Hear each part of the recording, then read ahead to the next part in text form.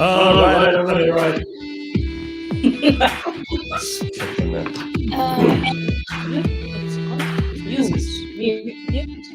There we go. Thank you. It's always like there's always one thing we forget. We were setting up the cameras this morning. We're like, I think we got it all covered. Yeah, I think we're good.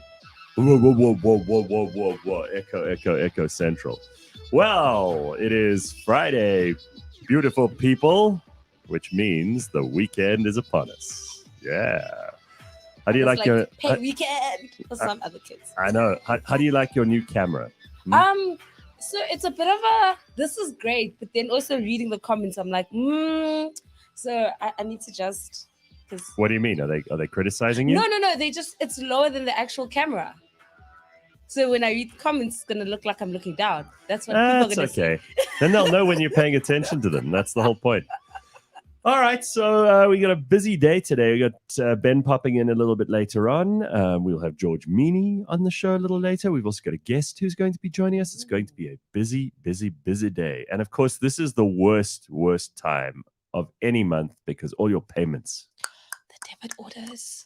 So you suddenly look at your account that you thought, on Monday, you thought, oh, that looks all right. I think I'll be okay, right? You're like, I'm going to be fine. And then, yeah. You know what's worse is when you get the notification that you just got paid, and then like 5 minutes later, it goes. Yeah. And you just straight away. How do they know it's immediate? They know exactly when it comes in, right? And that's when they nail you. And you just see like, debit gone, and you're like, I thought I had. Forget about Jinx later tonight. No, it's not going to happen. Like I was actually thinking like tonight I wanted to see some people, and then I thought, no, it's going to cost me money. I'm going to stay at home. I'm going to be boring. It's so funny. I also feel like I've made a down payment on being sick because I got sick in the last week of May, first week of June. No, I'm not sick anymore. Oh, okay. I was going to say, is this when I leave the studio? Well, I'm still getting over it, but I'm not contagious anymore. You know, like they usually say, I don't know if it's an old wives' tale or not, but 3 days to get sick, 3 days where you are sick, and then 3 days to get rid of it. Okay. And in the first two parts, you are contagious, not the final one. So I'm still getting over it. Last few, but what I'm saying is, this is it. Like for the rest of winter, I've done my stuff now. It's almost like you have to get sick once every winter, right? No, you have to. That's how you know that winter has arrived. There's these people who say, oh, I never get sick in winter. I think they are bullshit artists. I think they are liars. They are scammers. They are Nigerian 9419 scammers or whatever they are. That's what they are. They're liars. You have to get sick in the winter.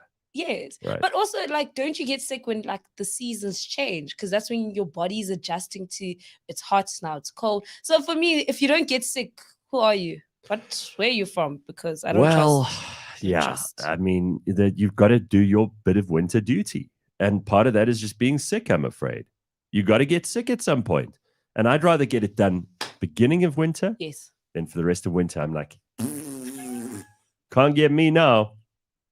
You're safe. But there's clearly something going on because Mash was sick, Ryan's sick, Khumlumo is sick. I'm just like, you are sick. My word. I've got to be honest with you. I don't know about our people here at the office because I do think a lot of them are very unhealthy people. They eat very unhealthy food. And I mean, I'm not the most healthy, so I'm not going to be casting aspersions on everyone's character. But I don't think we are like a good sample. I think we're more like the school where, every parent knows, send your kids to school, you're going to get sick. Okay. They're going to come home with something different every week.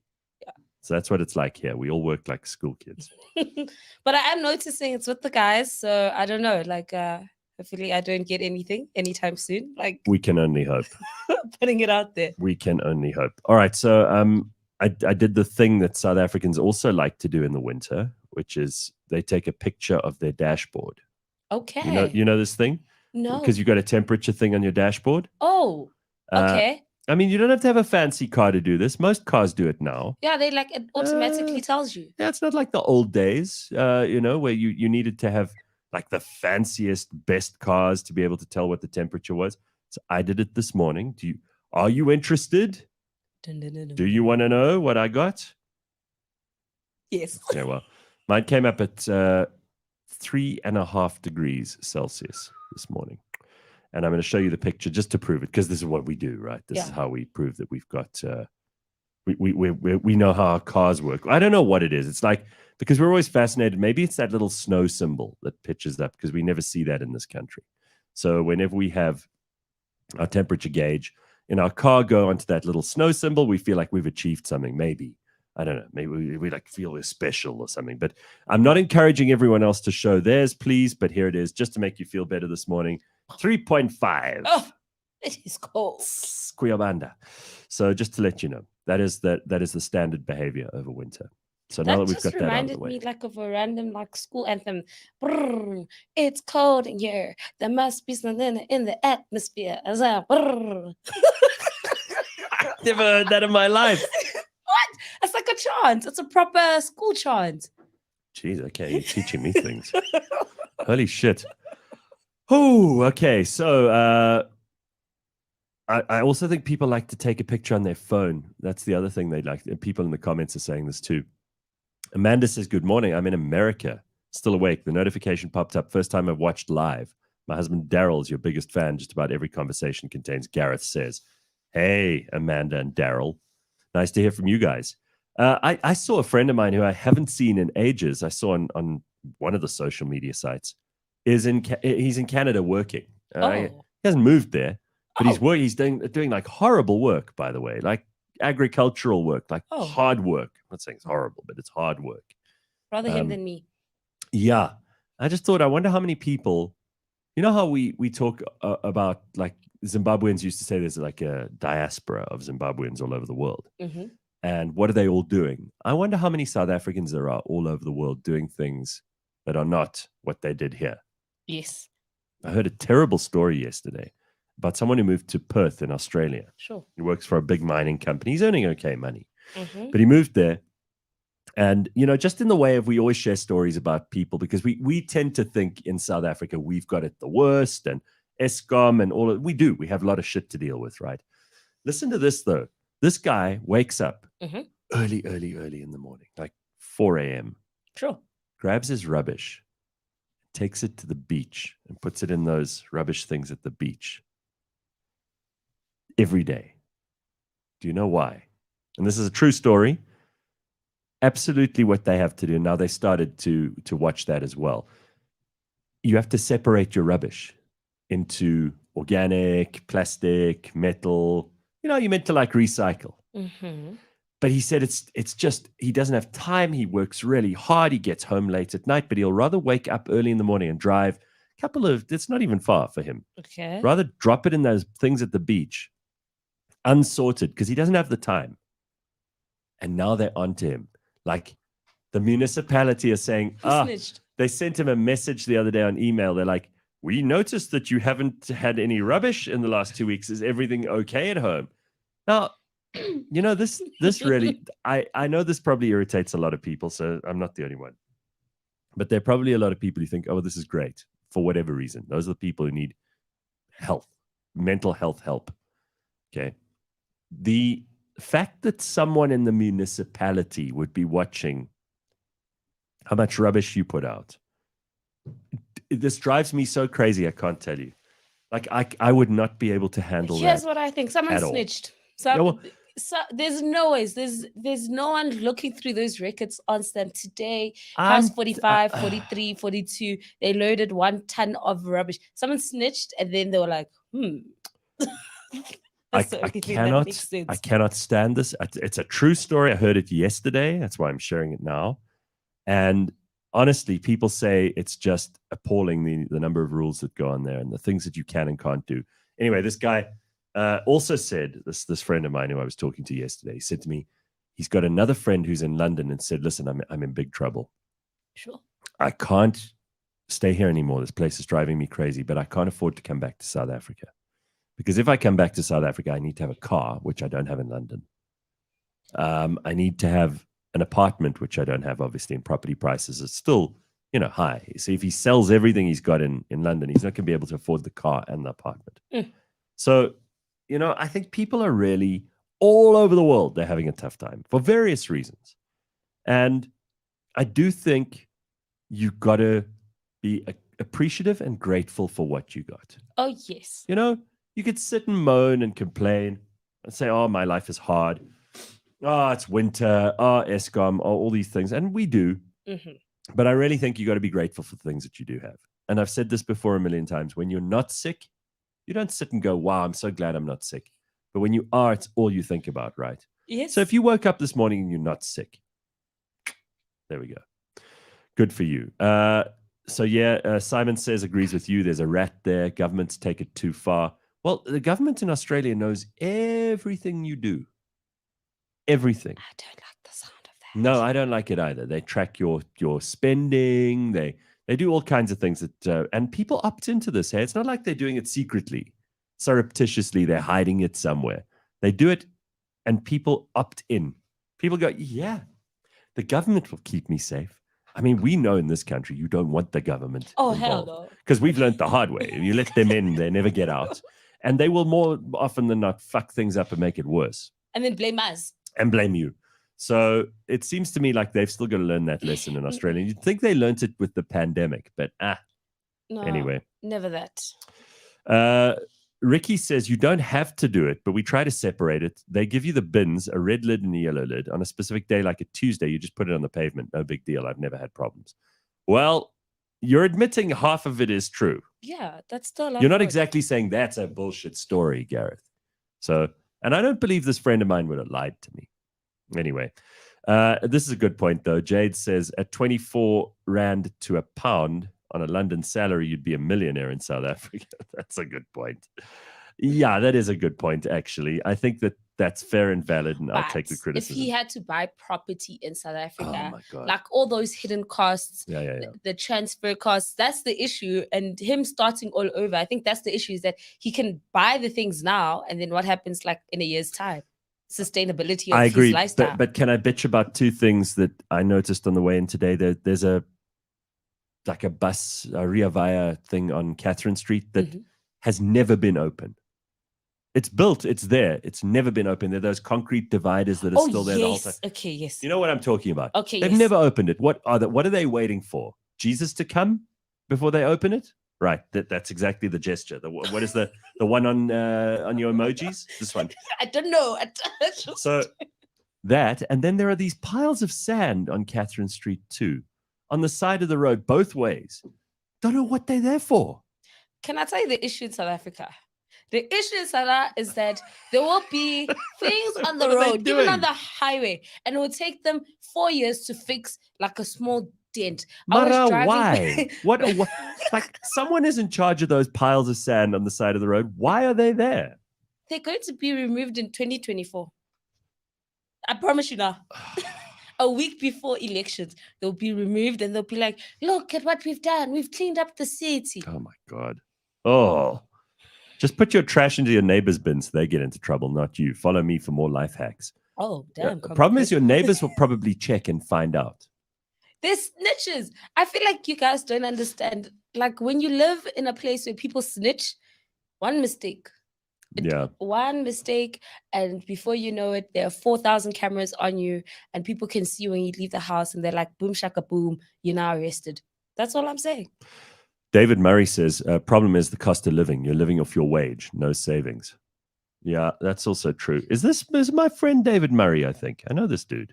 Listens to us. Hey, David. Nice to see you. George Meany says, morning, peeps, because he's up early. All right, so look, we got a bunch of things to talk about this morning. I wanted to ask you a question up front. Okay. Let's get our brains working. Do you know what this thing is? Ryan has labeled it a squirrel, but it is not a squirrel. That is a living creature. You find it in Australia. We've been giving Australia some shit this morning. I want to give Australia some love right now. So what is this thing? Do you have any idea, Simpiwe? No, you don't. It just looks like an Alex rat from the side of life. Alex rat, like one of those big rats you get in Alexandra Township. Okay, there it is again. It's a smiley, but look at how smiley it is. Look at it smiling here. It's cute, man. Come on.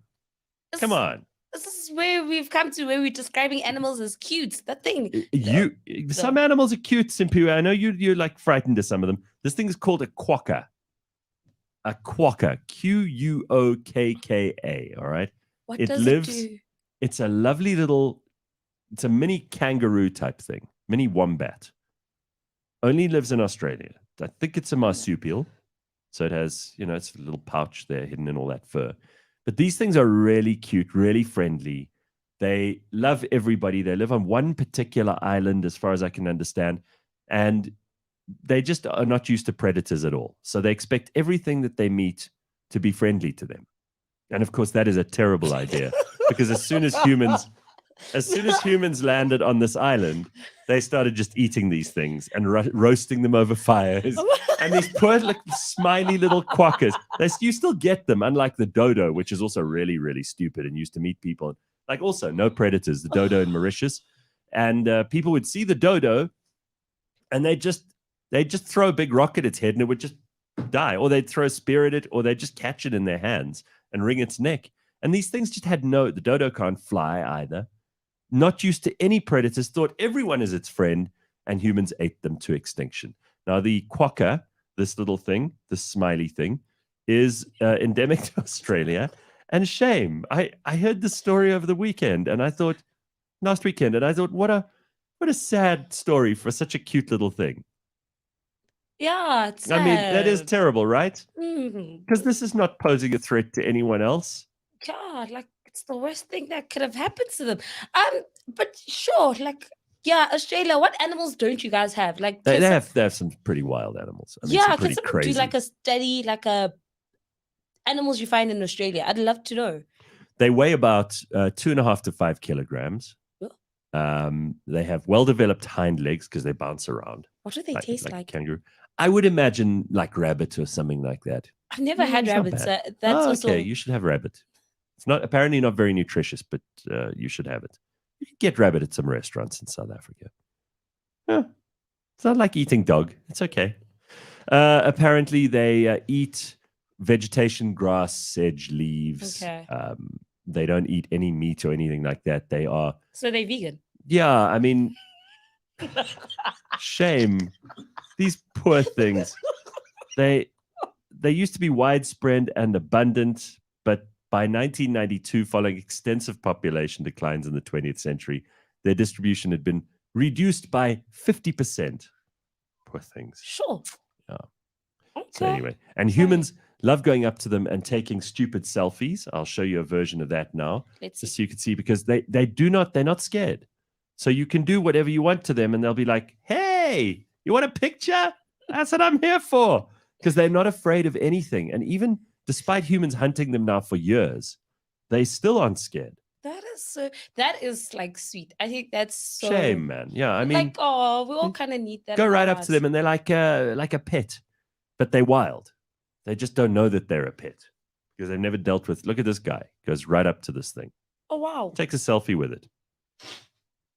Sure. It just carries on gnawing on some leaves or whatever. But quokkas, and they smile. Apparently, they look like they're smiling half the time. Okay. Yeah. That's nice. There's like this TikTok sound that's like trending right now of this like mom singing to her child like the animals, and she's like, it's a zebra, is a zebra. I'm getting it wrong, but like you are full of songs this morning. I like this. We're getting bonus music courtesy of Simpiwe. But like, and then she's like, rhinoceros. He's a rhinoceros. I think that song should be playing in the background as we were showing the animals. So some people are very critical here. So Max Sony says, "What the hell are you, bipolar, Gareth? Australia, some love? No ways." Yeah, but I'm telling you about something interesting that I discovered the other day. Quokka. And you people are being so ungrateful. I'm going to stop finding out interesting facts. I'm just going to come here with the same boring shit every week. Sure. A platypus can apparently kill you. They have poisonous barbs on their tails. Now, those things also look... What's that? Platypus... Ooh, you haven't seen one of these? It's a very, very strange creature. Okay. I'll show you a picture of one.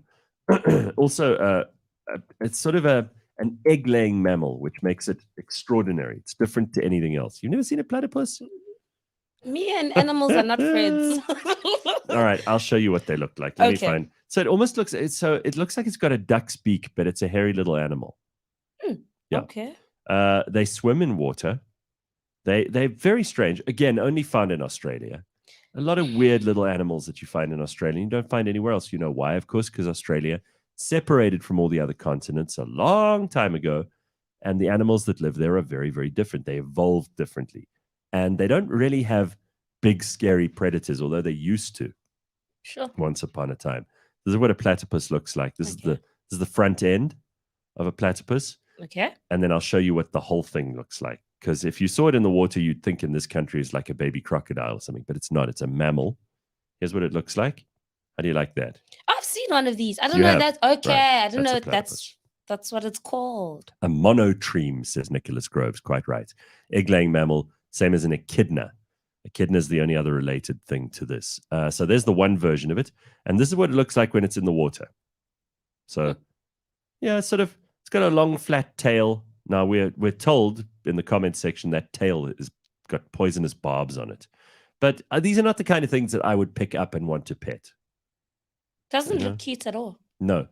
They're only in Australia. And I wouldn't pick up anything that lives in Australia, except maybe those quokkas. They look quite cute, you know. And apparently koala bears are really, really stupid. They're like the stupidest animals. They chill. You walk right up to them, and then they're like, huh? Apparently, they're stupid because, okay, there's a reason for this. Who knew that we would do Australian fauna and flora on this morning's show? Enlighten me, Gareth. So this is amazing, and I think something everybody should know. Australian vegetation is not particularly nutritious. I was saying how rabbits not very nutritious earlier. Okay. So you don't get the amount of energy that you need from Australian vegetation. Okay. Eucalyptus trees, I mean, you know, gum trees. We get them in this country too. They're invasive. They're not from here. They're from Australia. So the food that the animals can eat in Australia is not very high in energy. Therefore, they devolved their brains. So most animals in Australia are quite doff. They're thick. They're stupid. It's not an insult.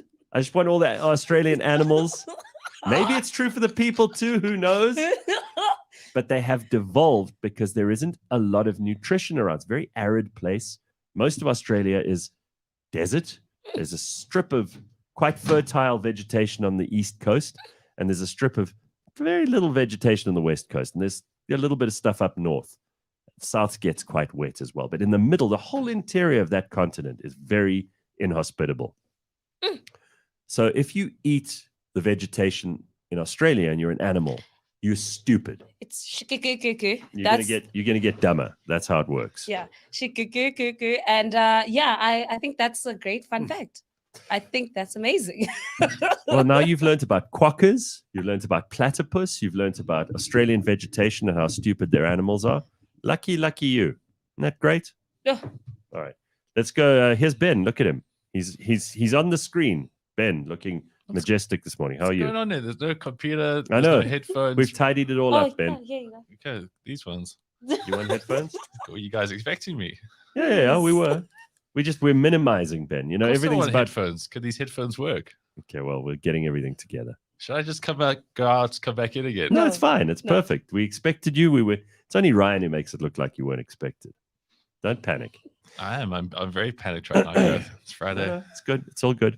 All right. So a couple of interesting facts there about Australia that you didn't know. And we've got lots of other cool things that we're going to talk about through the course of this morning. Ben is here. Simpiwe is here. And we want to hear from you in the comments section. I see a couple of interesting comments here.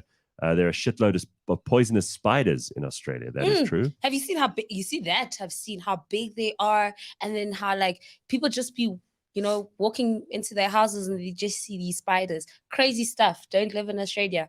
It's wild. Koalas, says Tracy, are a bit dumb. They're super lazy. They always look as though they're high as shit because of the eucalyptus that they eat all day long. And they've all got syphilis. All got syphilis. Yeah. That's a fact, right? They're all riddled with STDs. Yeah. Oh my God. All right. Chlamydia, whatever you want. So koala is riddled. They're all cute, but they're quite gross. Oh, that's revolting. All right. So how are you, Ben? What's news? Yeah, good. Hey, guys. Very good. It's been an interesting week. Tell us what's happened. I don't know. It's just like I took Monday off because I had a golf tour. So went to the Kruger last weekend. That was cool. I did it for like golf purposes, right? So played Highland Gate, then Skakusa.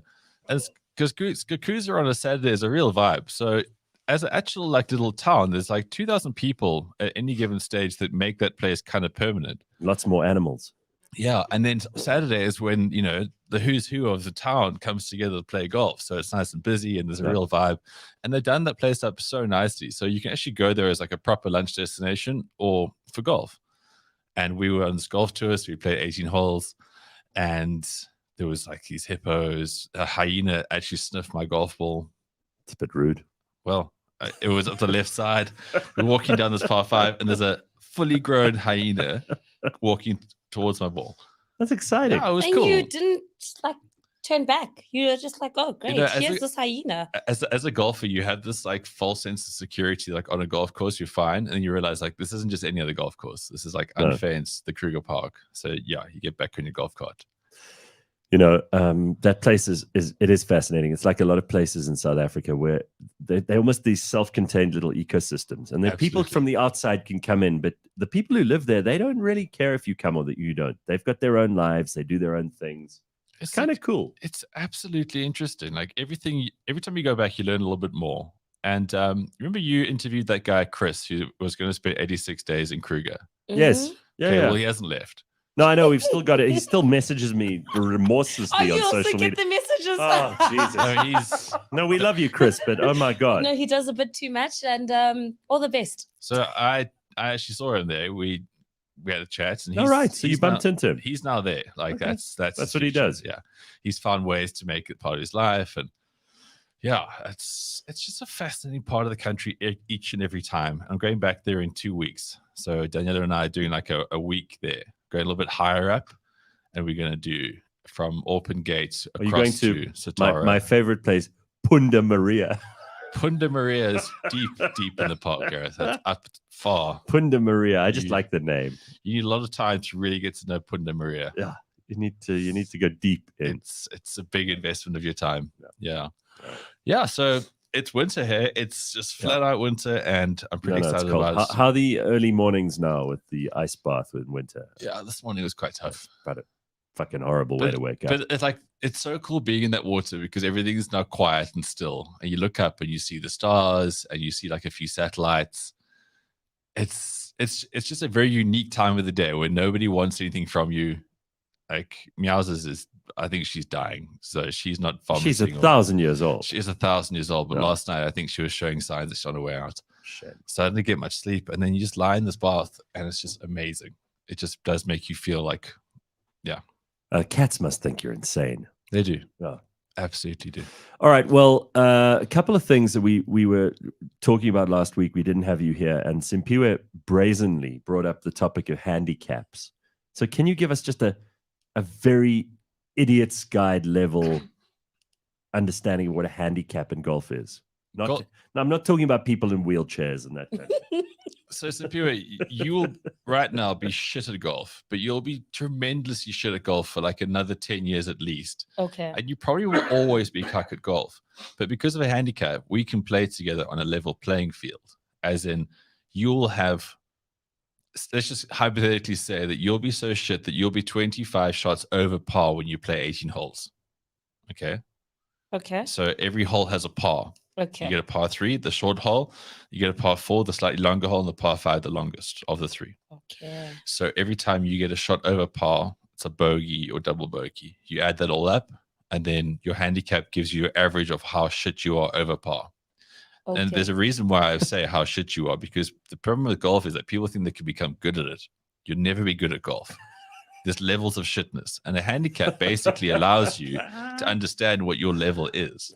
So my level of shitness is 5.5, okay, 6 or whatever it is now. So the higher it is, the worse you are. Yeah, no, you use the word shit because you must really not underplay here how you're never going to be good at golf. Yeah, that's very important. But the handicap is an incredibly good system. So it's been evolved over the few years that I've been playing. You now get an index, so you can go to any golf course and you play off different tees. So obviously the ladies play right at the front because they generally historically hit the ball as far, and and then the professional players play right at the back with the course that is hardest. So your handicap will be higher the further you go back in the tees, shorter as you go in the front. So like my handicap could be scratch as in 0 if I play off the ladies because I'm a, reasonably good golfer. and I'm a man. Still, you're not as shit. Yeah. That's what you were saying. So a handicap is just a nice way of saying we could all be played together. You basically punish. It's like communism. You punish the people who are good, and you raise up the people who are bad artificially. Yeah. It's communism. Golf is communism. I think it's a good comparison. Thank you. I don't think the communists, because there's nothing terrible about golf. Golf is only great, and communists aren't known for being great golfers. No, communists are and terrible most people. communist countries don't have very good golf courses. No, right? No, because also golf is a symbol of it's a huge piece of land that has been reserved for a very few people to play a very, very expensive sport on, which is good. So yeah, it's very good for a neighborhood. The prices go up and all that kind of thing.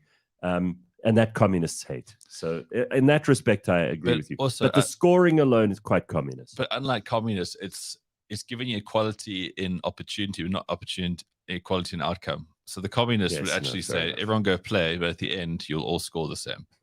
So what's the point? Exactly. See, if I'm not here, it falls apart. That's why we asked you. I've had to ground you from having a communist slur. Well, you see, I mean, it looks even more confused at worrying. I think I get it, but yeah. No. It's essential that we refer to you on these issues. Yes. Otherwise, we'll be in big trouble. Yeah.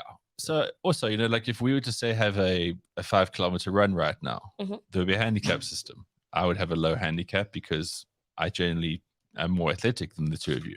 Okay. Ryan's bringing you a computer so you can see the comments section. Very important. It's not so much that. I just feel like I feel so naked sitting here with these half-working This is how we want headphones. it. This is how we want it. Considering you feel new month, you know. All right. Look, guys. I mean, ultimately, I'm only here to be a part of what you determine is best. Exactly. So shut up. Just do what you're told. I don't know why you have to complicate things. All right. Is it true, while we're on golf trivia here, is it true, Ben, that golf stands for gentlemen only, ladies forbidden? Is that where it comes from? Yeah. No. Well, make up your mind. Help us. George, look, I think it's a wonderful point, but lots of ladies play golf. Now. Lots of lesbians love to play golf. Even on a Saturday, some people, they play with the is that an unfair slur to say lesbians they do like golf? They do like golf. Yeah. I think lesbians generally are quite sporty. Well, look, I don't know a lot. But yeah, I think golf, hockey. Yeah. There's few games that they really do enjoy. Oh, a very good point made by Congo Chris. You are all wrong about communists not having golf courses. Glorious leader Kim Jong-il got a hole-in-one on every hole in his first round of golf ever. All hail the glorious leader. Yeah, this is true. You didn't play afterwards and build lots of golf courses. No, once he'd won at golf, like all communists, then he banned it for everyone else. Yeah. So that's how it works. All right, enough about communism. It is Friday. We're not going to get bogged down in this ugly subject of communism. It's the worst. And everyone who thinks communism is still a thing. I heard Julius Malema in his interview with the BBC Hard Talk dude. Yo. Did you hear it? I watched the entire thing. That God, man did not hold anything back. No, but he talks such shit. It's like such hot rhetoric that, if you ever walk and there are a lot of dog turds, like when, we had Hi Rob on the other day and he was talking about Toronto, which is full of dog turds. And you have to skip over the dog turd. When you talk to Julius about politics, you have to dance around the dog turds he leaves in the way, because it's a strategy. He doesn't really want to talk about friendship with Russia or the Ukraine and what's good for South Africa and what isn't, or economics, because he doesn't understand it. So instead, he drops these clangers that you're so busy avoiding saying something ridiculous because he's said something ridiculous that you just end up dancing around the issue. You don't ever get to the heart of something because Julius won't let you. But it's also he's been taught to be obfuscatory. It's such a sign of immaturity as well. Yeah. It's almost like he wishes he was a struggle hero. He does. It's always he's got struggle envy. Because that would give him an identity of substance. Yeah. But there's nothing to actually he's never fought anything except court cases that he keeps losing. And his own stupidity. And he's never won anything. Like he's never won They haven't got a municipality in South Africa that is run by the EFF. Not one. I don't think he ever will. No, I don't think they will. But- Because and people it's- know he can't govern things, right? He's just a Exactly. noise bag. Mhm. And that's his only currency. It's just salacious bullshit. Anyway, listen, let's not talk about him either. Move Prefer on not from to. Okay. We got God, big the show things to talk about this morning. started So, terribly for him. I know. Well, I mean, you We'll did see, come in. if I had a laptop in front of me, would have had much better You momentum. did come in complaining. All right, let's talk about some new words. Are you ready? Oh, there's new words? New words. Okay, cool. Ben found these on the internet and he wants to teach us some new words. Well, they're old words. Yeah, old words that we should revive. Significantly old words, like hundreds and hundreds of years. Oh, Right. okay. Older than golf, some of these words. So peg puff comes from Old Scots. It means a young woman with the manners of an old one. Now, I'm trying to figure out, is that a good thing or a bad thing? Do And- old women have better manners than a young woman? No, they're so rude. No, I've been brought up by ladies that are significantly older than me, and those ladies are rude as they will tell you like it is. They don't care. They really So- don't care about your feelings. So in other words, it's a bad thing if someone's a peg puff. I think so. Well, I think like everything, right? It's sort of like shelf life stage, and then you brown around the edges quickly. So and when older women have better morals, manners, all those kind of things because they're more experienced. But once they hit the skids, that's when they Yeah. become surly, Yeah. short-tempered, Mhm. and then they become peg puffs. A peg puff. Nonetheless, a good word to remember. Okay. So, Great word. so if you meet a woman who's just really, she's ornery, she's got a bad attitude to things, she's quite Mhm. dismissive and Peg nasty, you could say, stop being a peg puff there, Sally. Exactly. So Right. if she's Put her in young, her place. if she's young, but she's acting like an old horrible grandma, she's a Crone. peg puff. A crone. Great phrase. Right. Yeah. All right. cool. So ultra crepidarian. Wait, nice say that word. again. Ultra crepidarian. It comes from the 19th century. It means someone who gives opinions on subjects they know nothing about. Julius. But there are a lot of these people. Let's not There's mess an around. endless sea of these people. These are very widespread people, these ultra crepidarians. They are all over the place. Oh yes. And you know what's funny is when you actually know something about the subject matter and you're hearing this person go on and on, Right. and you're like, you're so wrong. Well, this is why if you do know something about a specific subject, you should have this word ready to be used, to deploy it at any given moment. So the nice thing about this word too is you can say to someone, you are ultra crepidarian, or you can say you are an ultra crepidarian. So it can be used as both a descriptive term, an adjective, and as a noun. So it doesn't really matter. You'd have to be And I'd laugh if someone's like, oh, thank you so much. you don't have to be concerned terribly about whether you're using it as either. So don't worry so much about the grammar. Just remember to say you're ultra crepidarian. Okay. Mhm. Good one. How about a fudgel? That sounds like something rude. Yeah, that does Sounds sound like a lot of very people as rude, well. but- Why did these words ever go away? They're so pertinent. So useful. So this means pretending to work while you're actually doing nothing. This is what everyone does. When people are on their phones or when people are sitting with a laptop in front of them in a meeting, Yes, they're fudgeling. always. They are a fudgel. Oh, and they're like out and about, and then like they sitting on their own. They always have their phone out just to make it seem Uh-huh. like they're texting someone. It's like, no, you have no one buzzing you up or hitting your phone up. Nobody Yeah, cares about you. You're just Stop it. playing fudgel tendencies. Right. Stop being a fudgel. So I like that. Groke. Have you ever heard this term? A groke. Again, the Scots have contributed some. You got to say groke. You're a groke, morag. Groke meaning someone who stares at you while you eat, hoping that you'll share. That's like most Labradors, really. But back in those days when people didn't have a lot of food, they were like that. They just Groke. look at you. What do they have? The You know puppy these, eyes. but you know just these like- people.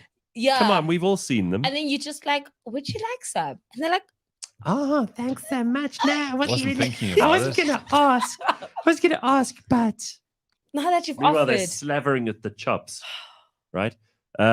Calipigian. Ooh, Calipigian having beautiful, well-shaped buttocks. this sounds like a word that should be on like Bridgerton. There we go. There we go. Now, I'd imagine that'd be quite a rare word because squats weren't a big deal back in 19th century life. And in fact, the more rotund female form was the Yes. preferred one. Yeah, Style was that people liked a woman with quite a lot of curves. quite a lot of junketh in the trunketh. So in other words, this could be used to describe junk in the trunk. So I would say But then again, yeah, what was well shaped? For some people, well-shaped is bigger. Yeah. For that some could be people, it. well-shaped is more firm. For some people, well-shaped is hardly there at all. Right? See, like we're bringing romance back now as I well. like with that. these Yeah, words. we are we're giving diversity of voice. But now, if you're staring at if you're staring at that longingly all day, does that make you a groke as well? Yep. Yeah, You're but staring- you're hoping they'll share some. Yes. Yeah. Maybe that's why these words All are right. taken away. Here's a very useful word. Just a few more of these because we love them. Kakistocracy.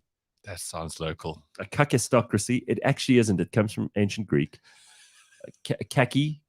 Kaki, right? Yeah. Kakistocracy is a 19th century term, though. All the stocracies mean forms of government. Okay. So oligarchy, CHY, a Mhm. democracy, Oh. aristocracy, kakistocracy is, and then my favorite one was contributed years ago by David Bullard in the Sunday Times when he described South Africa as being a what did he say it was? Kleptomocracy. Kleptocracy. That's quite right. Kleptocracy. So the kleptomaniac is someone who can't help stealing. They reach out and they just steal shit. Kind of like the communists we were talking about earlier. And why we've Yeah. established why Cyril has such big hands, Correct. For the Yes. stealing. massive hands. And just can't. Then you don't want to look at the king's hands, hey? No. But a kakistocracy is a government by the least qualified or the worst people. So while we could easily be described as a kleptocracy in South Africa, we are also a kakistocracy. A Without a doubt. kakistocracy that specializes in kleptocracy. And then with fairness, I think the United States at the moment is also a government run by the least qualified or worst Yes. people, because the people there are not good at their jobs. They're just They also are the worst people. Like the worst people. If you had to Right. have people line up, you'd be, Yeah. well, those are the worst ones. Yes, absolutely. Here's a good one. Lance Prasado. A lance prasado is someone who always conveniently shows up with no money. You We get know many- these people. Oh, my Many God. Lance Prasados at bars, Lots.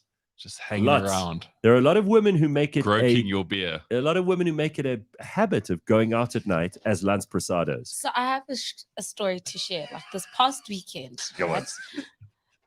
My friends and I decided, let's go out. Let's hit the town. Let's paint it red.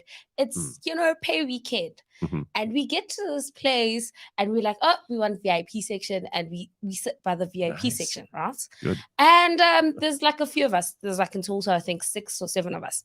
And we look like by our left-hand side and we see this group of girls just chilling on their own Uh-huh. in the VIP section and the table's empty. Uh-huh. And we're like, they probably just arrived. We get our drinks, we're having a good night. 30 minutes later, we check on that table, it's still empty. We're like, An hour later, the table is still what?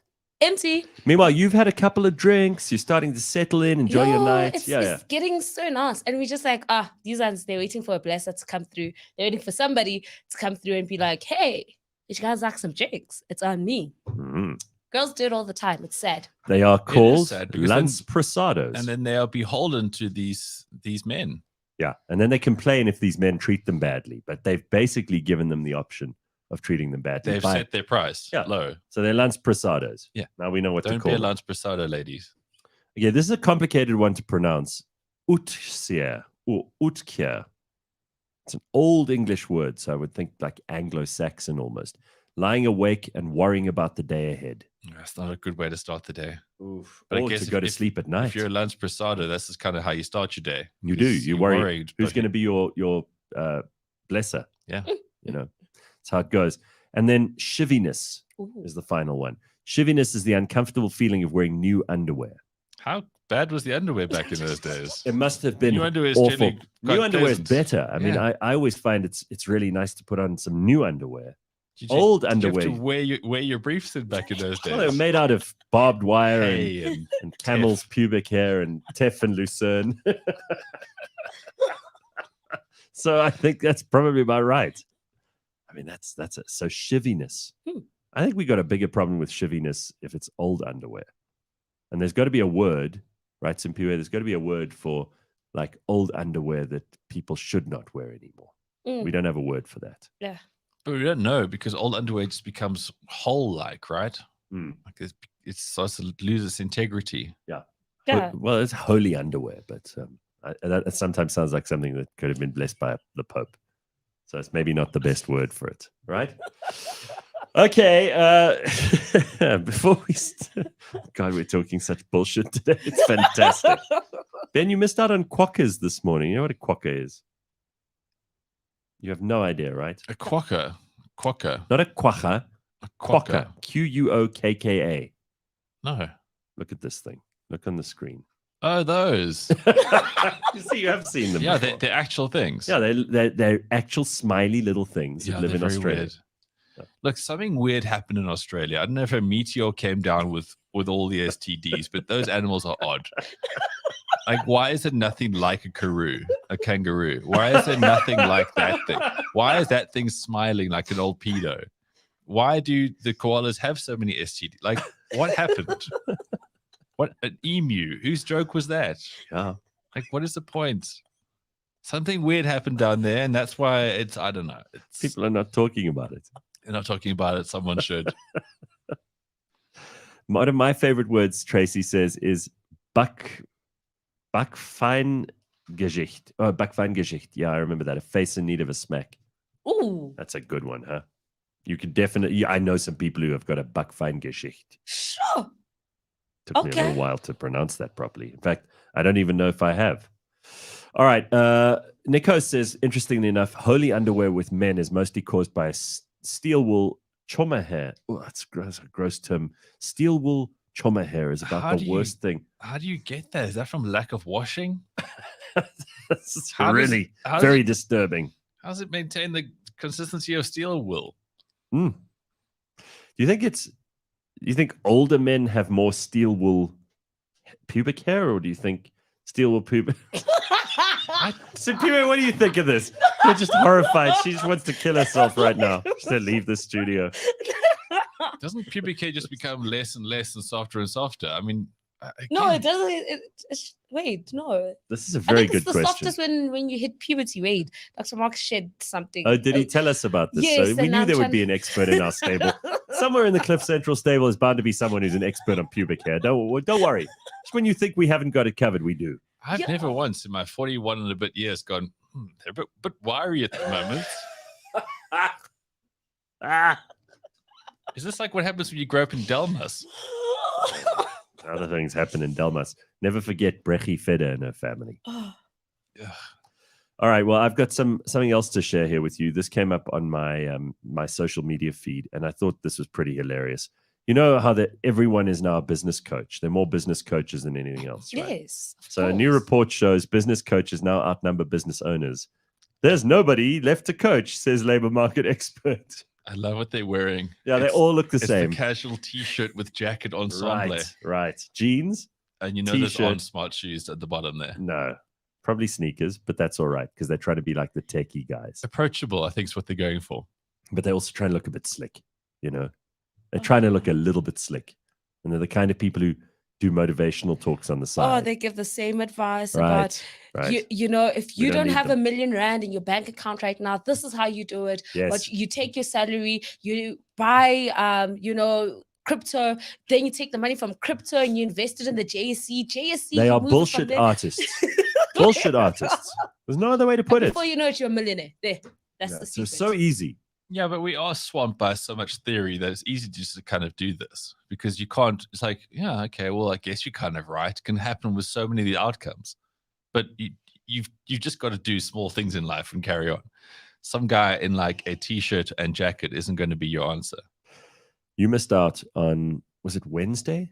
Yeah, we had Congo Chris from the comment section on the show, and he brought us a whole lot of facts about Andre the Giant, which I was not aware of. Firstly, he's dead. So yes, I know he's dead. In case everyone wanted to know. Yeah. No, but Congo Chris had a whole thing about how Andre the Giant, who his manager was, what he used to do in wrestling. There were pictures comparing his size with other people. He was a monstrous, monstrous human being. I mean, he was really, really enormous. And then he was in movies because he was such a larger-than-life figure. So he was like, at a time where there was all that fantasy around. Who's your favorite dwarf one from that Love Boat, or what was it called? Island. What was the Tattoo? Where he's from? Fantasy Island. Fantasy Island. And then he was in the James Bond movie Man with the Golden Gun. Right, Tattoo. Ove. Tattoo the dwarf. He was a dwarf, right? Yeah. Yeah, he had like the big head. Hervé Villacenza. Yeah, that's it. Thank you. His real name. He eventually shot himself. Oh, Why? Jesus. Well, he shot himself with a shotgun, I think. He was a troubled man. Oh. He used to groke a lot at the girls on the set of Oh, Fantasy you see, I Island. like this. You're using the words already. Yeah, Groke. he was very quite good. Yeah, he was great. And a lot of those Lance No, he was actually like an absolute pest on the show. So because he was like, okay, so there was Mr. Rourke, the big tall dude. Yes. He was a very dashing Latin man. Yes. And then they would wear matching suits, but because Yes, he's that's like right. this little dwarf guy. But he was so good in the show, right? And then the show became big because Aaron Spelling back in the day, he basically made all the shows. That's Tori Spelling's father. Because everything in the 70s had the same format. So Love Boat, Fantasy Island, that was his jewel. And he just rinse, repeat these things and made stars. And Hervé was 2-3 seasons in, he would be getting drunk on set. And they would pestering women? Yeah, always. Pestering. Because he was also at Skirt Heights, so he could... Yeah, like Love Boats, obviously Fantasy Island, there was always going to be like eye candy. Back at this, he started that basically way before Baywatch and all that kind of stuff. So horrible always, little good-looking girls. Really, just a horrible little man. So there were always good-looking women on set, and then there would be the local hula girls because they were set on this tropical island, and he would just harass them, like pester and molest, relentlessly harass them, and then eventually they just threw him off the show. They had to fire him, and then he shot himself, huh? And then he fired himself, Gareth. Yes. Wow. Yeah, troubled man. But again, he was in a lot of pain because, like, when you, I don't know what the medical terms are, but sometimes in a level of dwarfism, like your body's just aching the whole time. Pain the whole time, constantly. So he would obviously then drink. But look at him. I mean, he was great in that show. He was funny. So, P-Way, if you were bending over the photocopying machine, oh my word, and this little man ran up and started pestering you, interfering with you. Well, Congo Chris makes a good point that he's the reason that koalas have chlamydia. I'm a groke for your calipigian figure, but I ain't got no time for your friend Lance Prasado, says Hardy Dave. Very clever. People are smart. It takes them just a few minutes to internalize and start using the language. Sure. I'm very proud of our audience. Very smart people. But tattoo. There he is. Hervé Villachez. Unfortunate man. Shame. Carl says a dwarf shooting himself with a shotgun seems rather impractical. Use a small. Did he use a shotgun? Yeah, he did it properly. How the hell did he do that? Use his toe? No, he wouldn't even reach with the toe. He had to have like he the found string. a way. He found a way. Yeah. Do not underestimate the resourcefulness. I would of this no, but man. I'm sorry. I'd immediately, if I were the police on this case, I'd immediately say, it couldn't have been it couldn't have been suicide. Sorry. Yeah, think about you've just brought this story to us, and we've already cracked the case. He didn't kill himself. Someone else shot him. No, I mean everyone liked him. Then how? How did he? Was sawn off shotgun? Of course, the ladies loved him. I don't know how he modified the gun. You just told us. You've given us all the information we needed. He's a dwarf, so he could never have reached the trigger and been at the end of the barrel. Impossible. Second of all, you told us millions of people hated him because he was molesting them on set. They didn't hate him. They just maybe felt uneasy around him. So, and you watch a lot of crime things. Yeah, like it just takes that one time where he did something. He's just like, you know what? That's the thing. His wife was present on the property at the time. It was just the two. Well, of they them. always suspect the spouse. She first. didn't kill him. No. So, yeah. Yeah. Sorry. There was no foul play here. He left a note. It was actually a voice recording. Of course, he left a note. Like it's so easy to write a note in distress. when your wife is holding a shotgun to your head. Like I said, there was a voice recording. He was talking about how he was sad. He was obviously he was an actor. He can read a script. Yeah, correct. Yeah, but he was also like French, so they don't. Ben, I'm afraid that you're trying to. Yeah, this man was murdered. Anyway, what's your relationship with his wife? My lord, I'd like to enter into evidence that Ben did not have an answer about how well he knows Hervé Villachez's wife. Was she also a dwarf? No, she was of normal size. See, I'm amazed that you know all this stuff.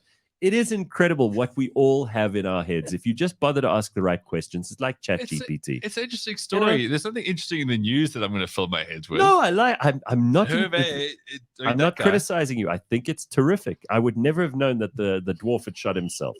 and he pestered women on the back set. to Andre the Giant. I mean, he would have come to Andre the Giant less than his like half shin. That would have been a great photo to have.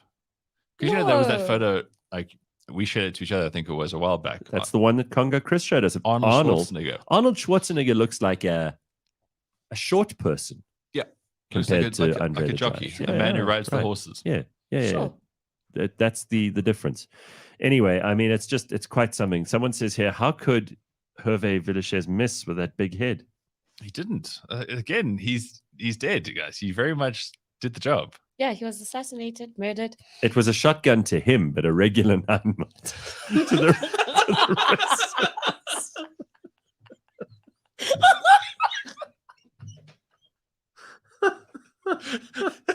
All right, got to stop this because otherwise we're going to get fired. It is it's 7 o'clock. CliffCentral.com. We'll be back in a moment. Don't go anywhere.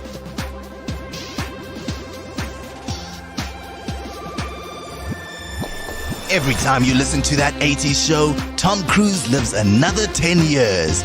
Every Friday on CliffCentral.com, Paolo and Dory review movies, reminisce about old songs, remember childhood places that are now car parks, and say some outrageously rude things about Patrick Swayze's brother.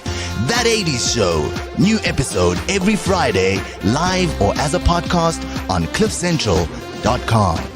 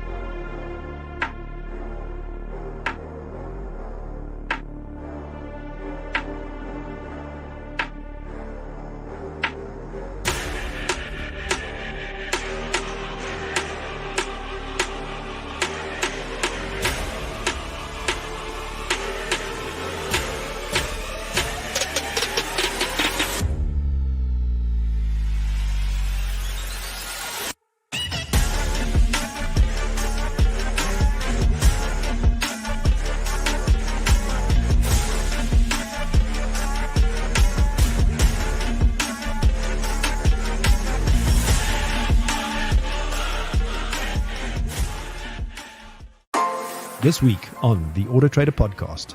But I love Lewis as a personality and a driver. And I think if he moves to Ferrari, it's the best thing for him right now. And I think it's going to save F1. F1? I think it'll save Ferrari. Yeah, I do agree with you though. I think Ferrari could do with a driver like Lewis. He might follow in the footsteps of Schumacher. Mm-hmm. So I think Lewis moving to Ferrari could be a good thing for Ferrari. I don't know about saving F1. Catch us every Monday at 9 a.m. on YouTube and on autotrader.co.za. All right, cliffcentral.com, Friday morning. It's the 2nd of June, into the middle part of the year and the first proper month. It is the first proper month of winter. So yes. We don't like that. Trees starting to lose their leaves. In fact, there's still a few leaves on the trees. In this garden, it doesn't seem like it ever turns to winter, but we'll see for the first time this year. Because we haven't gone through a winter here before. That's a good point. Yeah. I do like how you've protected some of the plants with covers. We haven't. The people who run the place. Well, I know you Trust me, we know nothing about that. They would have all died of frost by now if it was up to us, Ben. I just think it's a nice touch. Like, don't you think it looks fancy when you can cover your plants? But it looks horrible. I mean, I'd prefer to have the green of the plants. Don't you think? Well, in springtime, you'll enjoy it. Yeah, but they all wrapped up. They look like it looks like someone has put like lots of spider webs around things. No, That's I what just it think looks it's like. one of those like proper wealth kind of flex things. Like Oh, you think it's a flex? I wrap my Oh, plants. okay, well, Look have at it. us. We didn't know anything. Now we're going to own it. Yes, it is a flex. Thank you so Right, much. we'll take that. And then you throw a Latin good. name in there and go, oh, when they bloom, they'll be absolutely delightful. And you say something like that, and they're like, okay, you win. Okay, we're going to own that. Yeah. Good, we got it. All right, look at test the new. This is not a cup of brown, Ben. Thank you. Okay. Thank you, I've Ryan. instructed Ryan as to how to make this. Smell it first. Very nice aroma, Ryan. Ooh. Very full-bodied, much like yourself. Is that a good All cup right, of here coffee? we go. Much better cup of coffee. Yeah, thank you. All right, All very right, we're good. getting there. In a One Cliff Central day, cup. Oh, yes. one day you'll be exactly. happy. One day. Tracy I'm wants- always happy. Tracy wants us to go back to Australia. Man, they had some interesting criminals. Chopper Reed, Jockey Smith, so worth a deep dive. Chopper Reed wasn't a criminal, was he? I Who's think there that? was a spot of murder involved with Chopper Oh, Reed. wow, Chopper I Reed. think. Now that's an interesting guy. Okay, so I'll do a quick Google search here, but I'll Okay. show. I would love to watch the original Mad Max movie again. I think I was like way too young Is to it appreciate. based on this Chopper Reed guy? No, not really, but it was basically 70s Australia. People call it sci-fi, but I think back in the day it was actually quite true life. So the guy we used to watch as Chopper Reed, man the fuck up, right? That was a guy doing a comedy skit. The real Chopper Reed was a criminal. Yes. Dangerous man. Very dangerous man. So let's not make a mockery of someone who could quite easily have been a terrible human being. Right. But Chopper Reed, the one we're talking about, Simpiwe, is like a prototypical Australian man, really the kind of Australian culture that I know Ben has a huge admiration for, and which has mostly died out. It has. So there was another guy back in the day who had Crocodile Dundee. There he is. That's Chopper Reed. Yeah. So that looks like He a wish doesn't version. look dangerous. He just looks No, weird. this is not the real Chopper Reed. This is the guy Oh. who's He's got pretending. permanent marker on his arms. Yeah, he just Yeah. looks. So- Tanya. So before all of this, the person who really put them on the map was Crocodile Dundee, a guy called Paul Hogan. Yes. Now he was a terrific human being. He was in a number of movies. Yes. I watched all those movies. I thought, what a guy. But He's a real man. He was a real blue collar worker Yeah. who just got a break one day on a TV show because TV back in those days, it was like the colonial kind of bullshit broadcasting. And then they were like, we need a couple of blokes and a couple of real people to be in TV. So he literally just rocked up after working on the bridges and he was in the tiny shorts. Do you know that men like that, proper Australian men like that, do square turds? Really? It's a thing in Australia. Australia, you guys are just weird. Square out of their Yeah, sphincter, or do see. they just? No, there are some Australian animals that make square turds, so they have square assholes. Not a lie. Look it up. I'm telling you, I some. thought I knew a lot about Australia, but a square Oh my asshole. God, I'll show you. So I just assume that the animals have square assholes in Australia. Maybe some of the people I do thought you too. said the blue collar people in Australia have square assholes. I'm saying that people, dangerous Australian men, wombats. Here it is. Wombats shit cubes. That means they have square assholes. Yeah, okay, fair enough. But anyway, back to Paul Hogan. So he got onto this talk show where he was just Fair himself. dinkum, mate. It was a fair dinkum bloke. He sat down next to this woman, called her a Sheila, and basically said other things that were kind of like risque. Yeah, bit misogynistic. And on the back of that, they were like, well, we need to get this guy back on. So then he got a TV gig. So he went from earning like minimum wage, having a very average looking wife and probably 7 or 12 kids. You know, Mhm. like in what the, you in would the have. outback, he was a farmer. Well, he wasn't. He was in the cities. And then he just became Come on, this really play big up to deal. the character, man. No. He had corks around his hat and everything. Look, we're getting there, Gareth. Jump in the gun in here. Your square asshole quirps. So that's what he got discovered by that. And then he just became this Crocodile Dundee character. Mhm. And then he was really smart. He was like, I want to do tourism videos. So he went to the tourism board and said, look, how much money you got? Double, triple that, whatever. And we're going to get the world to come to Australia. So as this figure, Crocodile Dundee, Mhm. he then would be this guy on these ads. These ads are really great. You can still watch them now. They really do stack up. And he would be around there basically saying, come pop a shrimp on the barbie with me. And he was this really cool guy. And He everyone thought, invented a lot of Australiana. and on the back of that, because he was now the tourism icon towards America, the next Crocodile Dundee movie was huge because everyone knew who he was. Mhm. So he created a box office success. Like Okay. absolute genius. Proper success. Yeah. And then he went on to become really, really rich, which obviously meant he wanted to be around better looking woman. And Australia turned their back on him because he was seen as a homewrecker, because he then married his co-star from Crocodile Dundee too, who was a lot more attractive than his middle-class wife. And he's lived a pretty shitty life in latter years. Yeah. He was, during lockdown, he was stuck in Venice Beach with his son during COVID. And then like people in Australia just call him a sellout because he left his wife. But he left his wife with lots of money. Well, obviously she had a good lawyer. She was fine. Yeah, Paul Hogan, Crocodile Dundee. But that's the tall poppy syndrome as well. You know, he became too big a deal, and Australia just They basically don't like that. Australians do not like it if you stick your head above the parapet walls. Absolutely not. And that is the story of Paul Hogan, everybody. Yeah, I'll show you a couple of pictures of him too, Simpiwe, because you've got to see what he looked like, because he was a proper Australian man. This was not. He was none of this lily-livered, soft nonsense, you know, that people tend to think is representative of Australia now. This guy was a real Australian. I mean, he wore the right length of shorts, which is obviously 8 inches. He always. You're very big on that. You really do have a problem with people best. who wear the baggy shorts, right? You got to wear tiny shorts. Everything about it's healthy. There he is. There he is. But that's a photoshopped version. Here's the more photographic version. So that's the woman that he basically. She looks like Kylie Minogue. All Australian good-looking women look like Kylie American. Minogue. She's American. She's the American co-star that he then fell in love with and then ditched the old Bennett at home for. Here's what his wife looked like, but the former wife.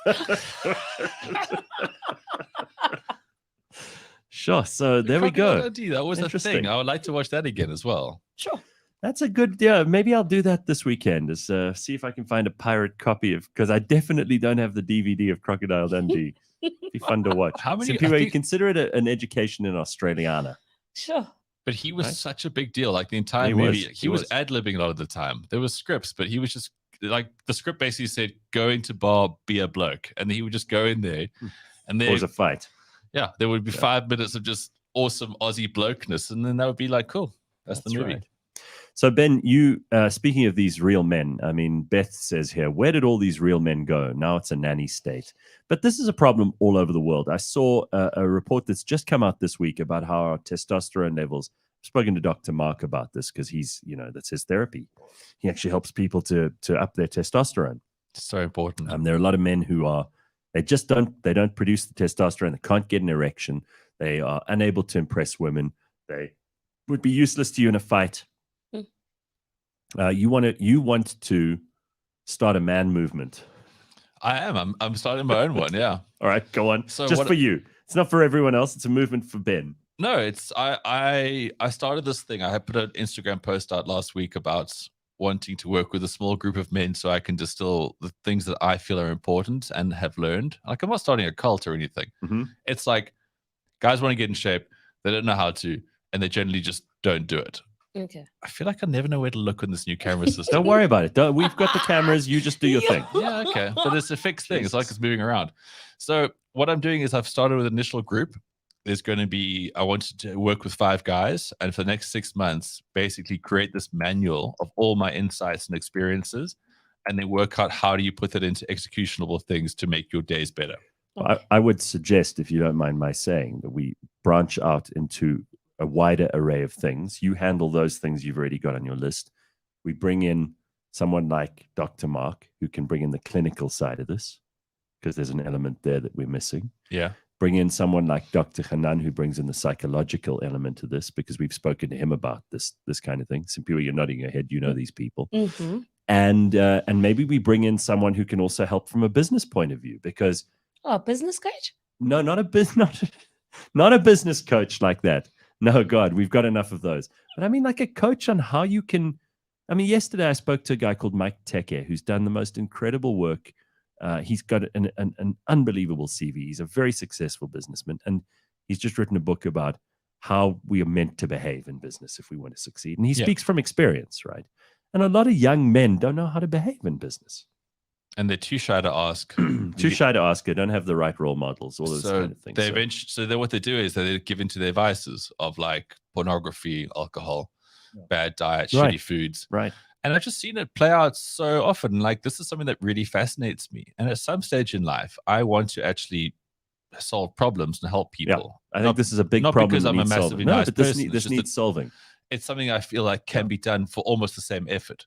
And people do these things and they go and they yo-yo around. And I've had so many conversations with people where I go, shit, you could do a lot better by just doing small things. But then it sounds like patronizing if I say it to them. So I want to actually establish something. So the idea was to get 5 guys together. The response to my post has been really, really amazing. I'm going to start with 12. How are you going to choose these people? What are the characteristics? I've chosen them already. They had really compelling submissions, as in like good life stories. What did you go with? Yeah, just examples of like what they were, what they used to do, how physically able like they used to be in the younger days. Then a massive catalyst for this is obviously becoming a dad. Okay. But now they want to become strong dads, which is something I've always believed in. You should be able to look up to your dad and be someone that like, okay, I'm going to emulate that person. You can't emulate that person if they're really like slow and fat and lazy. And that's just something that I think you can guard against quite easily.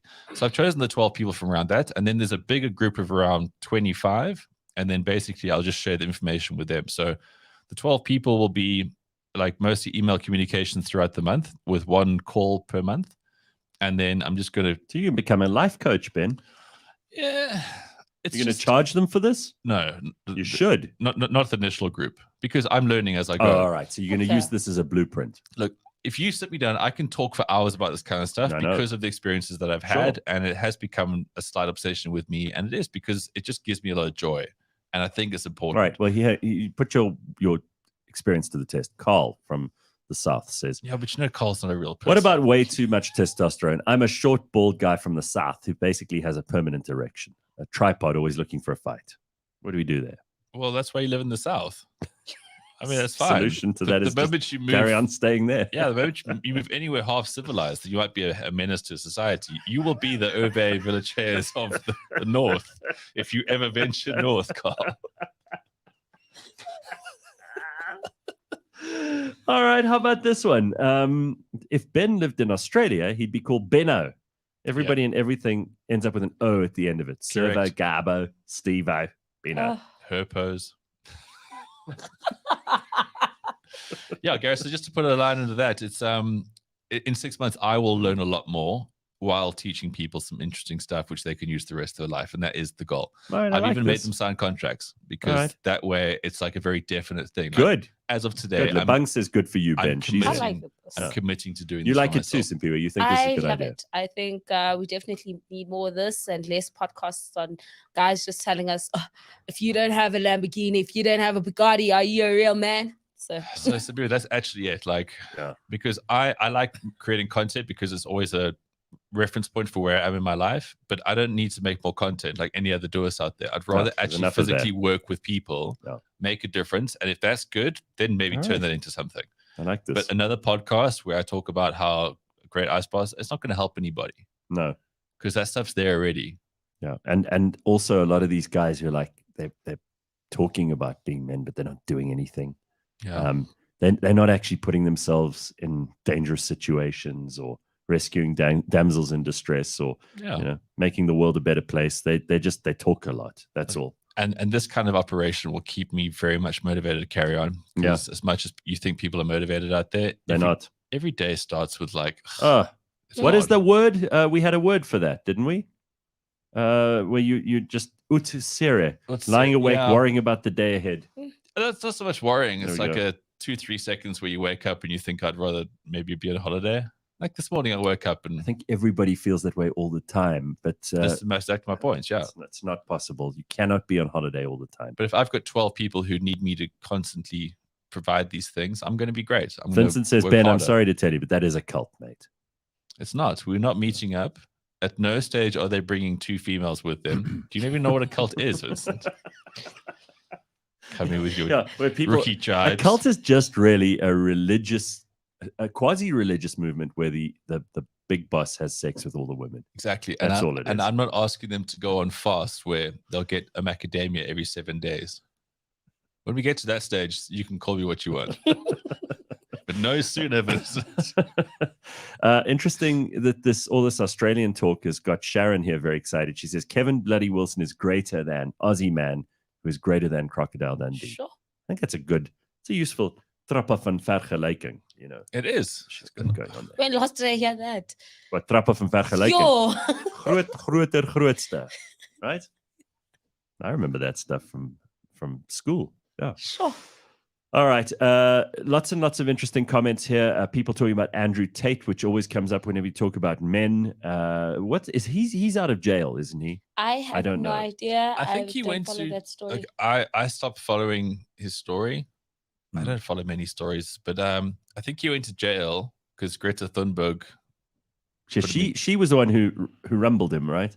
something along those Yeah. lines. She decided he's very rude. How Yeah. dare he? And then suddenly he was in jail. She's very powerful, this Greta But then Thunberg. suddenly he's all like super jacked and probably took some roids. Mm, Who knows? He's living his life. yeah. So There we go. All right. Hoping Benno is not chasing man ass. No, you're completely on the wrong track there. Producer Ryan says he's under house arrest. See how Ryan spells arrest. yo, Very, very, what happened there, Chief? very poor English skills from our producer, Ryan. Can I tell you what Ryan plugged me on What? this week? So I don't have the app, the ESCOM push app. Oh yeah, you've never had that before? No, and I'll tell you why. Because I feel like the ESCOM day, sub-push. yeah, that thing. If I ever got it or downloaded or what, I've given up on the country, and I'm just like, Oh right. So for you, it's a line you will not cross. yes. Okay. It's one of them. But he was like, oh my gosh, you won't believe it. They have like this game on this app that you can play. It's almost like snakes. I don't know where you find it on the app, but if you have that app, you can now play a game whilst you. Well, there's another thing about that app that I discovered this week, and I think Ryan is spending too much time on that app, if you ask me, because he told me that there's a whole section where like the community all share information Oh, yeah, about don't go near that. what's meant to be about like power outages, right? Is your Ah. power back on? Because mine's on. When does the load shedding end? Because it ended a bit sooner. Knowing humans. It's turned into like dating and fetishes and all kinds of fucked up stuff. Well, that was never going to happen, right? Go on, Ryan. Share your information. Check. Here's the app. If Yeah, you pull out let's the app. just zoom in there. Yeah, all right. So what are we looking at? So this is the ESCOM push app. Yeah. And then if you click on this little thing here, Mm-hmm. then This is a game. there's a game. So what is it like? It's like Tetris? No, it's like snakes. Snake on the old. Yeah. You know, the guys who developed that, we spoke to the guy who actually invented the ESCOM push app. What a genius guy. And he's done so well. It's probably the most useful app in South Africa. And it's got millions and millions of downloads. He's now got advertising all over it. Yes. Yeah. He's making an absolute fortune and he deserves it. He's a very clever guy. So So, well done to him. Judging by the fact that Ryan's finding apps within games, he's clearly not training to be a fighter. And he's all this time also he's got. no, and he's also hasn't got enough to do if he's finding these stupid games. Yeah, like I was just like, how did you find that? Like you spend, I was like, you're spending way too much time on that app. Like, why you even But have isn't it? it amazing that as soon as you give people a community forum, it all turns to Oh, it's toilets. Yeah. fetishes and relationships But and now is bits on Ryan the side and all is that Ryan stuff. chatting to these tunnies who want a bit of bondage and stuff? Is that the second part of the story he's not telling us? I don't know. I don't Imagine know. like you go to the Kempton Park area. Okay, like when's the power out? Okay, let me go into that neighborhood as well. Yeah, well, she looks like she can do some stuff in the dark. yeah, probably. Beth says Ask my street. my daughter told me about the game. I don't even open up the app anymore. I just rely on the notifications. Well, that's quite clever. They were trying to be nice. The app is actually called ESCOM Sapus. Yes, we know that, Lucky, but thanks for spelling out the obvious there. Fun fact, the offline dinosaur image on our internet app is actually a game. Yeah, we know that. Lots of people who have lots of interesting... Just think turn people off know. your Wi-Fi and Yeah. boom, you can play for hours. Yes, exactly. There we go. So lots of useful and interesting information this morning, right? Yeah. Anyone know whether or not Jamie Foxx is now paralyzed from the vaccine? Wait, Yeah. what? Holy also heard that. shit. Really? No, like since when? That's the first I heard of it. Lebang says it's not confirmed. You know, again, we find out interesting things on the show. We can't always guarantee that they're true until someone has had a look, proper guys, look at it. It'll never be confirmed because nobody will ever know what the vaccine did or didn't do. So that'll always be an unconfirmed story. But I've heard it from different Hmm. sources around that. Hmm. If anything happens to you nowadays, you know the rules. You can't blame the vaccine. Simpiwe, just before we go to our guest for the morning, you asked the question here, and I think it's a good one that a lot of people have an answer for, and they're all going to be different answers, is what are you petty about? What do you mean by this? So what do you a mean? friend of mine shared a story with me, and then I was like, "You are one petty motherfucker," because What is this? So basically, I have a friend who stays in this apartment but doesn't have a car, Mhm. and so you get allocated parking. Okay. Right. And he's Right. been there for like a couple of months now. Clearly, the people around have noticed that, He doesn't have anything to park there. yes. So now and again, people have parked their cars there Mhm. by his allocated parking. And he has called security and they've had those cars clamped because he's like, that No, is my parking. That's shitty beyond belief. And he doesn't have anything to park there. He doesn't even have anything to put there, No, like a trailer or but anything. it's just like, it's my parking. I pay for it.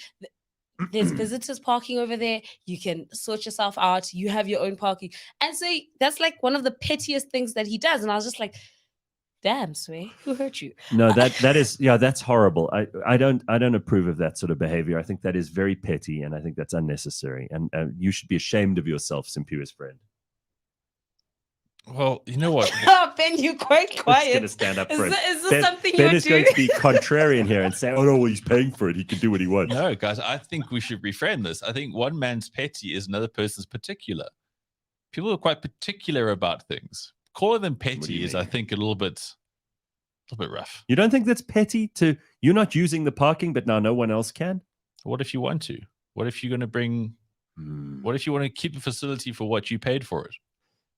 But let's get someone's like car clamped. Like you. Send a Maybe message. if the neighbors asked, okay, let's Okay. let's go down this road. Yeah. Simpiwe, maybe if the neighbors asked, and Okay. they said, "Hey, yeah, we noticed you haven't been using your parking. Could we use it for our Yes. visitors?" Or would that change things? How hard? Or do you think he'd still be an asshole about it? Well, knowing him, he'd say no. But He's a horrible person. The asking part, I get it, right? I also Mm. get how annoying it can be if people are just using something that you are paying for. But at the end of the day, I'm also like, but you're not using it. Yes, but this is communism against Simpiwe. Communism Yeah. is just going like, well, Yeah, Congo Chris everyone says can use it then. it is No. his parking. Yes. I'm on his side. If he has a guest over, they can park there. The rest of the complex can get fucked. The people complaining have an entitlement problem. Well said. I would have Yeah. used slightly less words and just said they're being communists, but yeah. Oh, Hameen has an opposite point of view. She says she would tell her drunk friends it's the parking piss spot. I am petty as well. That's very, very mean-spirited.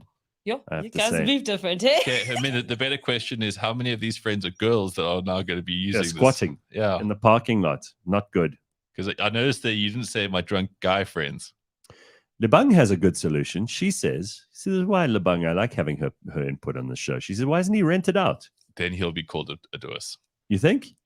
What? Then they'll be seen as petty. So look at me and He my can have a side, just like Santon City. let, Parking. let people have things. Parking R2 an hour. There we go. Listen, parking is at a premium in some of these places, right? Not every apartment block has enough parking. Yes, Yeah. and if it's like Yeah, guys, but it'll be a fine line because then he'll be seen as this like Scrooge McDuck. Look at him. Hmm. Just let people have their things. no, but would you rather have your car clamped or just pay $10 for parking? I would always ask if I can use someone's stuff. Yeah, I would ask. I think that's where the problem. So who's petty now? Again, I'm just saying. we I'm gotta- just saying. You'd rather pay $10 to someone than have to pay $500 because your car's clamped. I'm just saying. look, clamping it's extreme. But then again, sometimes you got to send a message to people. Some people just take liberties with things. So I would say he's a particular kind of person, Okay. not so much petty. Listen, I want to turn our attention to somebody I think you both would be interested in hearing from. And she's got a really amazing story. Her name is Kirsten Neuschäfer. And she had recently made history when she became the first woman to win the Golden Globe race, which finished with an official time of 233 days, 20 hours, 43 minutes, and 47 seconds. It is a solo, non-stop race on the sea, basically. Golden Age of sailing, yachts are designed before 1988. They do not have electronic instruments or autopilots of any kind, so you have to be a sailor.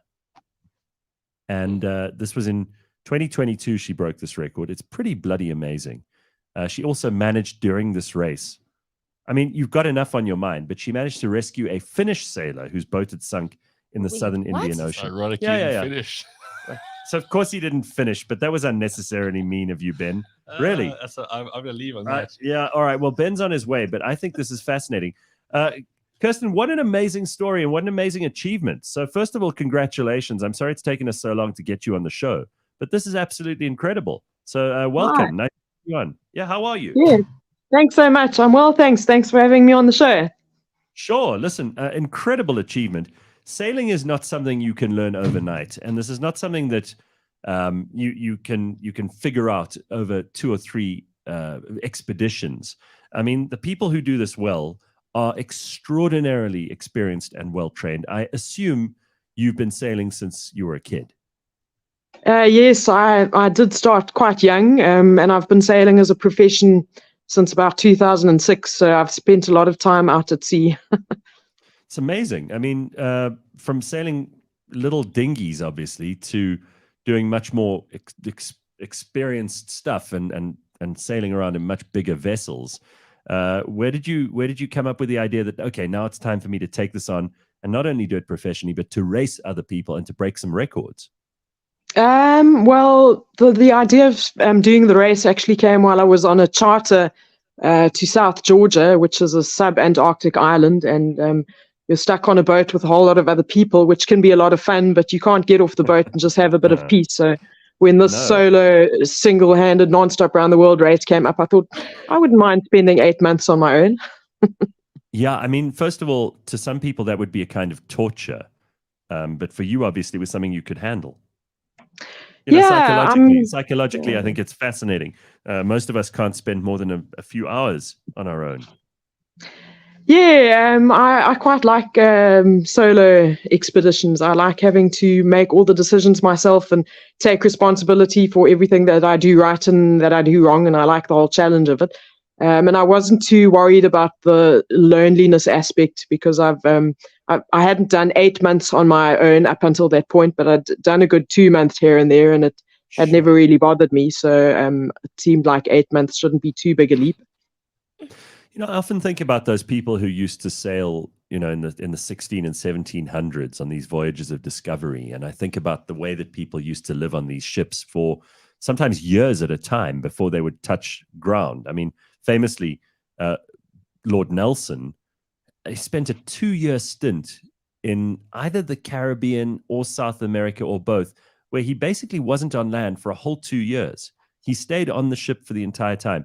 Now, that has got to give you, when you eventually get onto land, first of all, you're going to be wobbling around like a bladder on a stick because you know what it's like to get your sea legs and then to suddenly be on dry terra firma again. But it must be an extraordinary experience to also be on your own and be at the mercy of what can sometimes be a very, very dangerous sea. You obviously have we have comms now, which allow you to keep in contact with people on land, with people who might need to know about your whereabouts in case there's a really severe storm or whatever else it is. But what is it like having to rely on yourself entirely in a place where the nearest human being might be miles and miles and miles away? Well, it is a very enjoyable experience, actually, as long as you've done the prep properly and you're feeling safe and secure out there. But I guess in the back of your mind, you keep on thinking about the fact that you have to keep your boat safe because if something severe breaks, you're going to be alone out there to try and fix it or not be able to fix it at all. And then the other thing is at the back of your mind, you're always thinking about the fact that you can't allow yourself to get injured and you have to take care of your health because you just have to be on top form. And that includes eating well and sleeping well and all the rest. But on a whole, it's a pretty beautiful experience. You know, I had moments when I was alone out there watching the stars or the moon or the southern lights or whatever it was I was seeing and thinking, wow, that's amazing. I'm the only one out here to experience this right now. What are some of the journeys you've been on? Because I know you've also taken a lot of people. You mentioned the Southern Lights, but you've taken lots of people on trips to the Antarctic, which are hard to come by. I mean, it's not as if there's a ship leaving every day, like there are planes leaving every day for London or New York. You have to know somebody, or you have to pay a lot of money to go on these Antarctic expeditions. And for you, it's like, oh, well, if there's someone who wants to go, I can sail you down there. How often have you done the Antarctic? I'm not sure exactly how many times, but I've basically been working down South Patagonia, Antarctica, South Georgia since 2015. And that's pretty much what we do. We'd have people paying to get sailed down to wherever they wanted to go. Often film crews like National Geographic or BBC, because they wanted to film something specific. The wildlife, usually leopard seals preying on gentoo penguins or something like that. So it was an amazing job because it did take me to some amazing places that you'd otherwise struggle to get to because they're difficult. You need permits and all the rest. But going as the charter skipper was a great way to explore as well. So it was a good job. What are the most dangerous seas? What are the places that you get a little bit nervous in? Because I'm sure with your experience, it's very little that makes you nervous. But is Cape Horn still the notoriously worst place in the Southern Ocean to go? Yeah, Cape Horn can definitely get really, really extreme because you've got the whole Southern Ocean that's pretty much open. You've got the continent of Antarctica with open sea right around it. So you get weather systems traveling freely across the ocean and you get waves doubling up and all that kind of thing. And then all this energy has to pass through the Drake Passage, which is kind of where there's a little bit of a strait between the Antarctic Peninsula and South America. So obviously going around the Cape Horn can be pretty gnarly. And when we did it as charters, it was okay because we had modern weather forecasting. We could choose our weather window perfectly, and the boats were also faster, and we had engines to motor if we had to speed up. But on the Golden Globe race, you get what you get when you're getting around. So you never really know what you're going to get. But I got lucky. I had really good weather to pass the Horn under good conditions. Where does the Golden Globe race start and where does it end? It starts in the Bay of Biscay in France, in Les Sables d'Olonne, and it ends in the same place. So you keep sailing around till you get back to where you started. Wow, that sounds grueling. And now you ended up having to save a Finnish sailor as well. How did that all go down? Explain to us what happened. Well, I was the closest boat of any of the other competitors or any cargo ship or whatever at the time when his boat sank. Now his boat sank very quickly. It's not quite hasn't quite been ascertained, and it will never because the boat's at the bottom of the ocean. But why it sank so quickly? But basically, he managed to just get himself into his life raft with a survival suit on, and he had comms. So he had a VHF radio, which he could speak with via line of sight. And he had a distress beacon. So race control contacted me and said, you're closest to him. Can you go to his assistance? Which, of course, I did because anyone would go and help someone else out there. So basically all I did was get to him as quickly as possible. He was floating in his life raft for about 24 hours by the time I got to him. And fortunately, conditions were relatively benign for the Southern Indian Ocean. So he had been waiting for me. He threw a line over at the first time I passed him. We pulled his raft up alongside my boat and he came aboard. And at that point, he was safe. But then the next mission was to get him transferred onto a cargo ship that had simultaneously diverted their course to come to his assistance.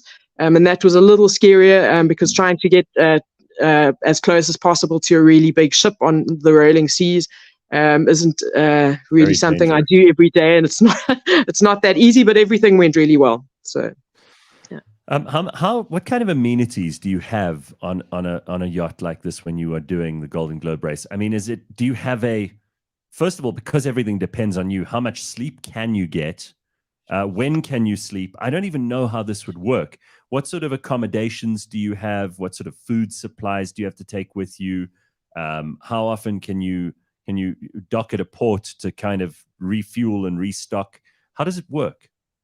So there's no refueling and no restocking. The aim of the race is to go non-stop without assistance.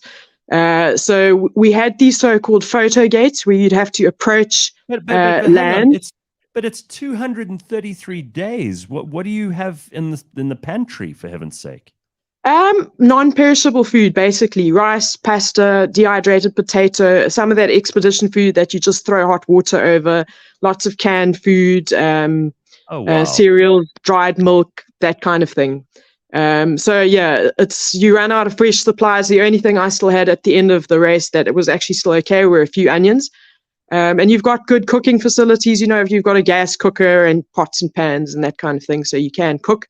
The other thing that you have to be careful about is water, because of the nature of the race, we didn't have desalinators, so you have to catch rainwater and keep your tanks stocked up and really ration yourself on how much water you're using.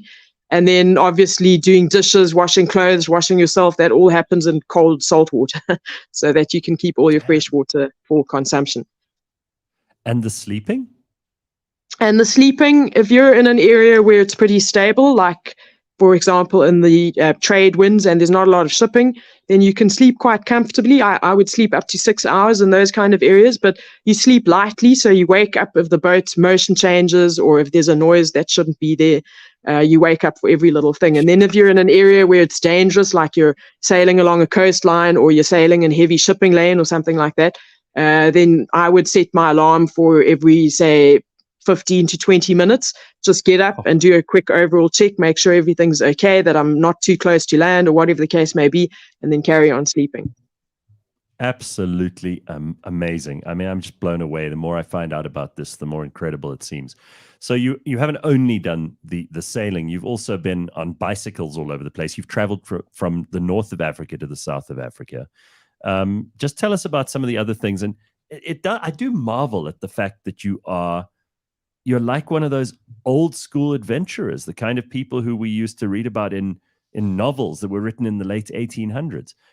You do realize that, like, you're a fairly exceptional human being. There are not a lot of people, let alone a lot of women, who do this stuff in the world, right? Well, thank you. Yeah, I guess I've been doing it for quite a while, so it comes to me like second nature. I couldn't imagine myself having an office job or something like that.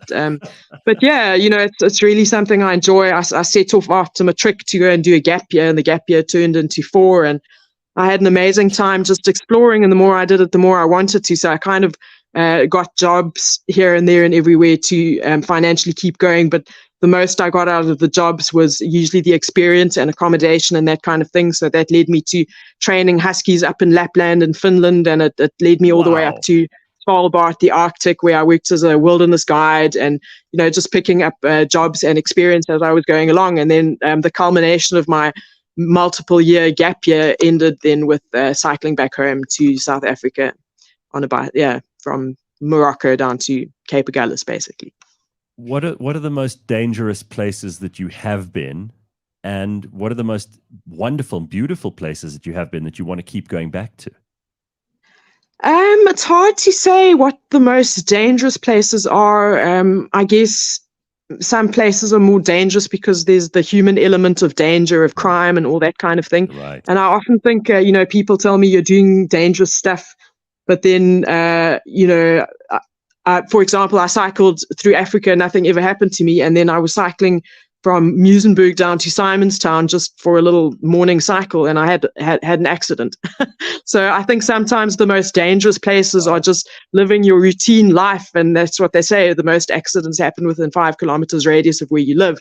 Right. So I often think you're better off on these expedition missions because you know that you're in an isolated place, so you take particular care of yourself, But in terms of sailing, some of the gnarlier places are, for example, South Georgia. It's very windy down there.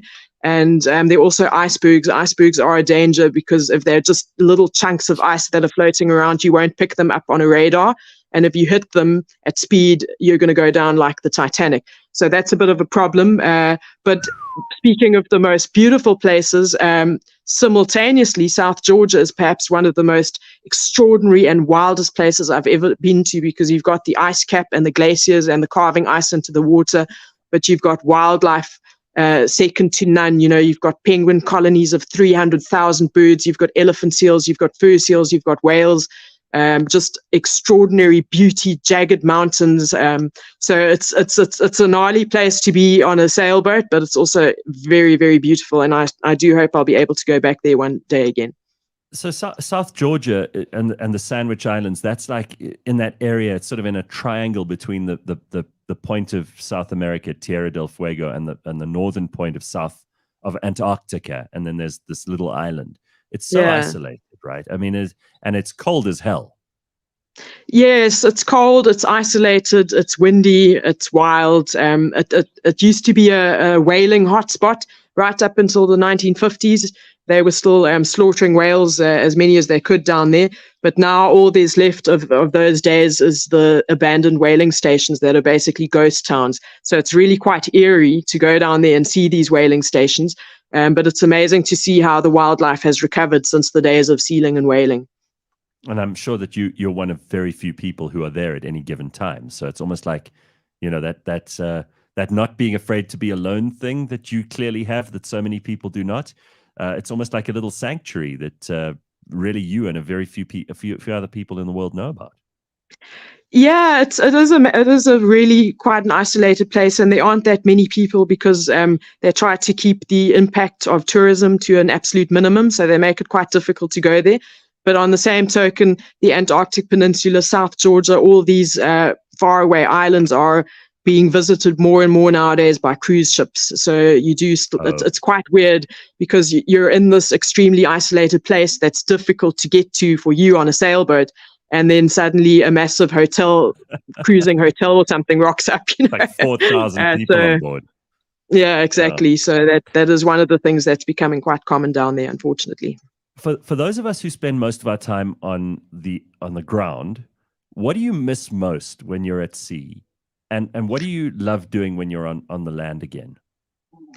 I guess if you're at sea for a long time, the thing you miss most is fresh food, because that becomes a real craving after a while.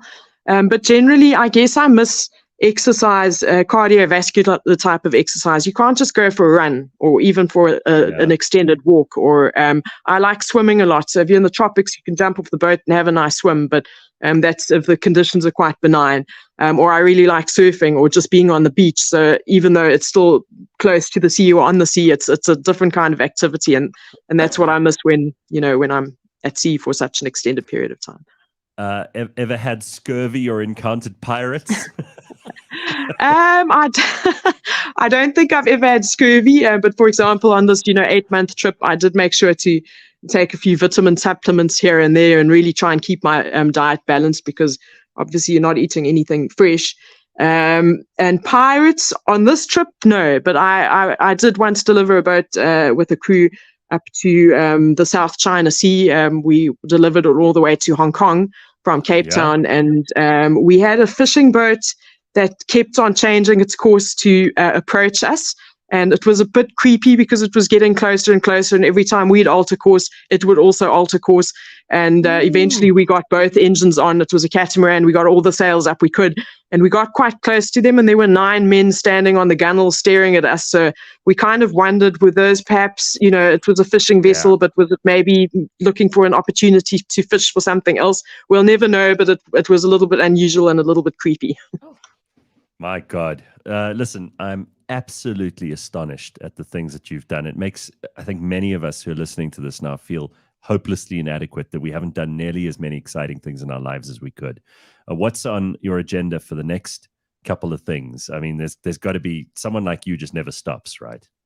Yeah. I mean, I'm definitely going to have to invent another adventure. That goes without saying. But I must say, I put so much energy and finance and focus into just doing this Golden Globe, and it's been ongoing since the end of 2019. And I never really thought beyond that what I'd do next. So I think I'm going to just take a bit of time to decompress, to digest the enormity of this amazing experience I've just had the privilege to do. And then I think as I'm doing that, I'll start getting ideas for the next kind of challenge. And you mentioned the finance there. I mean, this is an expensive business. It's maintaining ships and yachts and boats is no cheap thing, and obviously financing this stuff has got to be very challenging. So how do you manage that part of things? Yeah, it was challenging, especially because it was my first race. So I'm kind of a nobody on the racing circuit. But also was during. It was also during COVID, so that also made getting sponsorship and finance difficult. But I was very lucky because there were a lot of private people that donated via GoFundMe or whatever, in whatever private capacity they could donate. And then there were a whole lot of businesses that gave sponsorships, smaller sponsorships, or they donated equipment, or they gave decent discounts. And all that really, really helped. There were people that gave me mooring space for free, or they let me stay in their shed for free while we were doing refit. Lots of people helped for free. So all that, there were just so many people that helped me get to the start line, and it kind of trickled in, and we made it in the end. So you sort of make those of us who will donate to some guy who we know who's doing like a 100-kilometer cycle along tar roads and thinks he's raising money for whatever charity. You make him seem kind of a little sad. It's almost much more of a thrill to back someone like you and to see you breaking absolutely astonishing records as you have. Well, thanks. But on the same token, I'm not donating anything to charity just yet. So. No, listen, I'd love to hear your stories. You must have incredible stories of meeting amazing people all over the world. I'm sure everybody wants to meet you. I mean, I'm just so thrilled that you're on the show with us this morning. There are very few occasions where I get to speak to someone and think, this is a 1 in a million kind of person. Wow, gee, well, thank you. That's a very kind thing of you to say. I'm super proud that you're a South African and that you've done this. Well, thank you. Thanks. I must say I was super happy. It was one of my proudest moments to sail over the finish line on Freedom Day and wave the South African flag. Wow. That did make me very happy. Goosebump stuff. You're amazing. Please keep telling us what you're up to. We want to keep up to date with all the things that are happening in your life. It just sounds absolutely fantastic. Wow, well, thank you. That's a really nice thing to say. And thanks for having me on the show. Yeah, so great. Kirsten Neuschäfer, who is a South African and a record breaker and an adventurer par excellence. Such a pleasure to have you on the show. Thank you, Kirsten. How's that, Simpue? You feel good about yourself this morning? Yeah. Yeah. Like, she just made me be like, what have I done with my life? Like, what? But also spending like almost 7 months on your own. I was like 233 days at sea. First woman to win the Golden Globe race. Sure.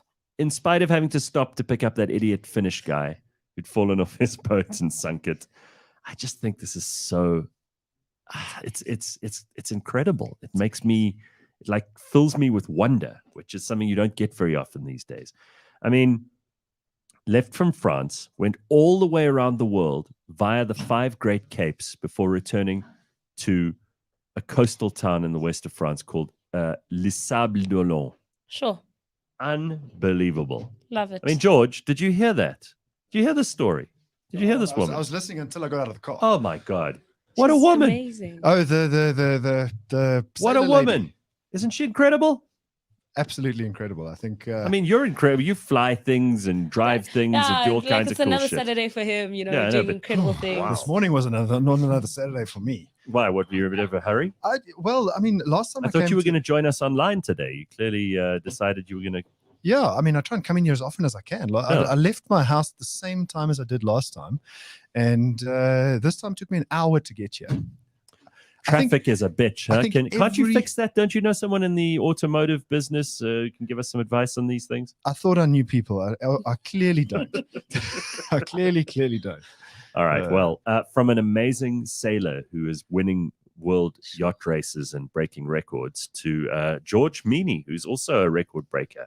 And we're talking this morning about all the things in the lifestyle and around cars, driving, motoring, and everything else that's exciting in that world. So what do you got for us today? So last week, it was either in the show or in the comments somewhere, you asked me to find out about people that might lend their cars out. Yes. Yeah. We always giving you these side tasks. So, I'm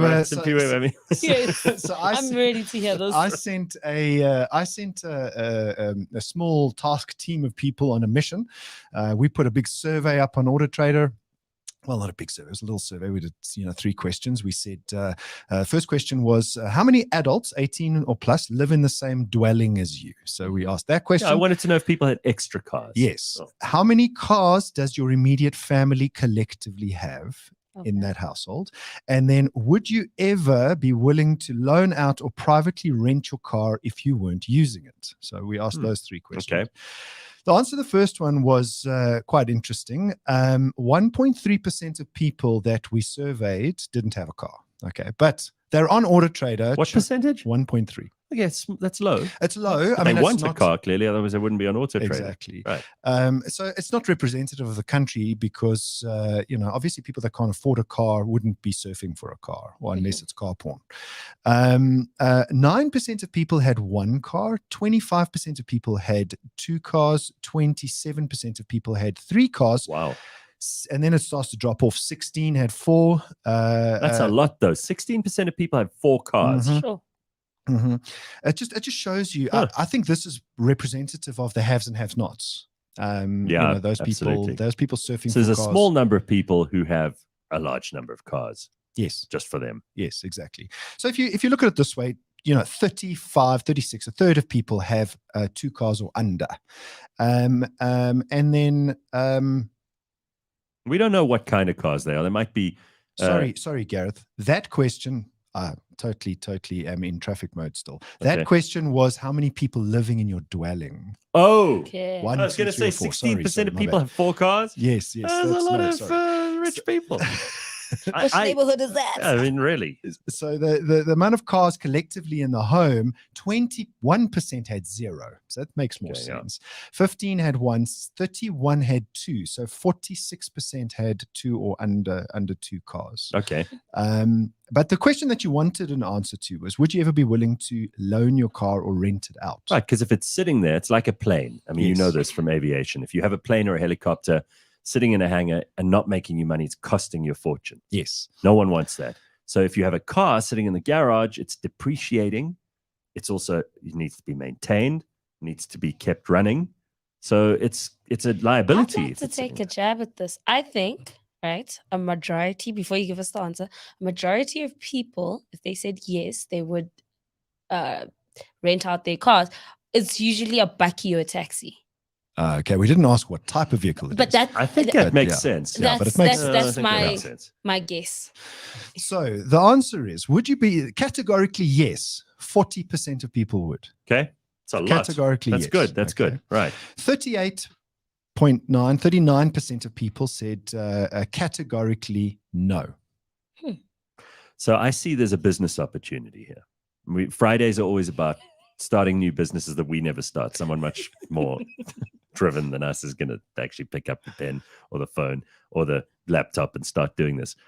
There's an opportunity here for people to do short-term rentals on their own cars rather than go to like a car rental company.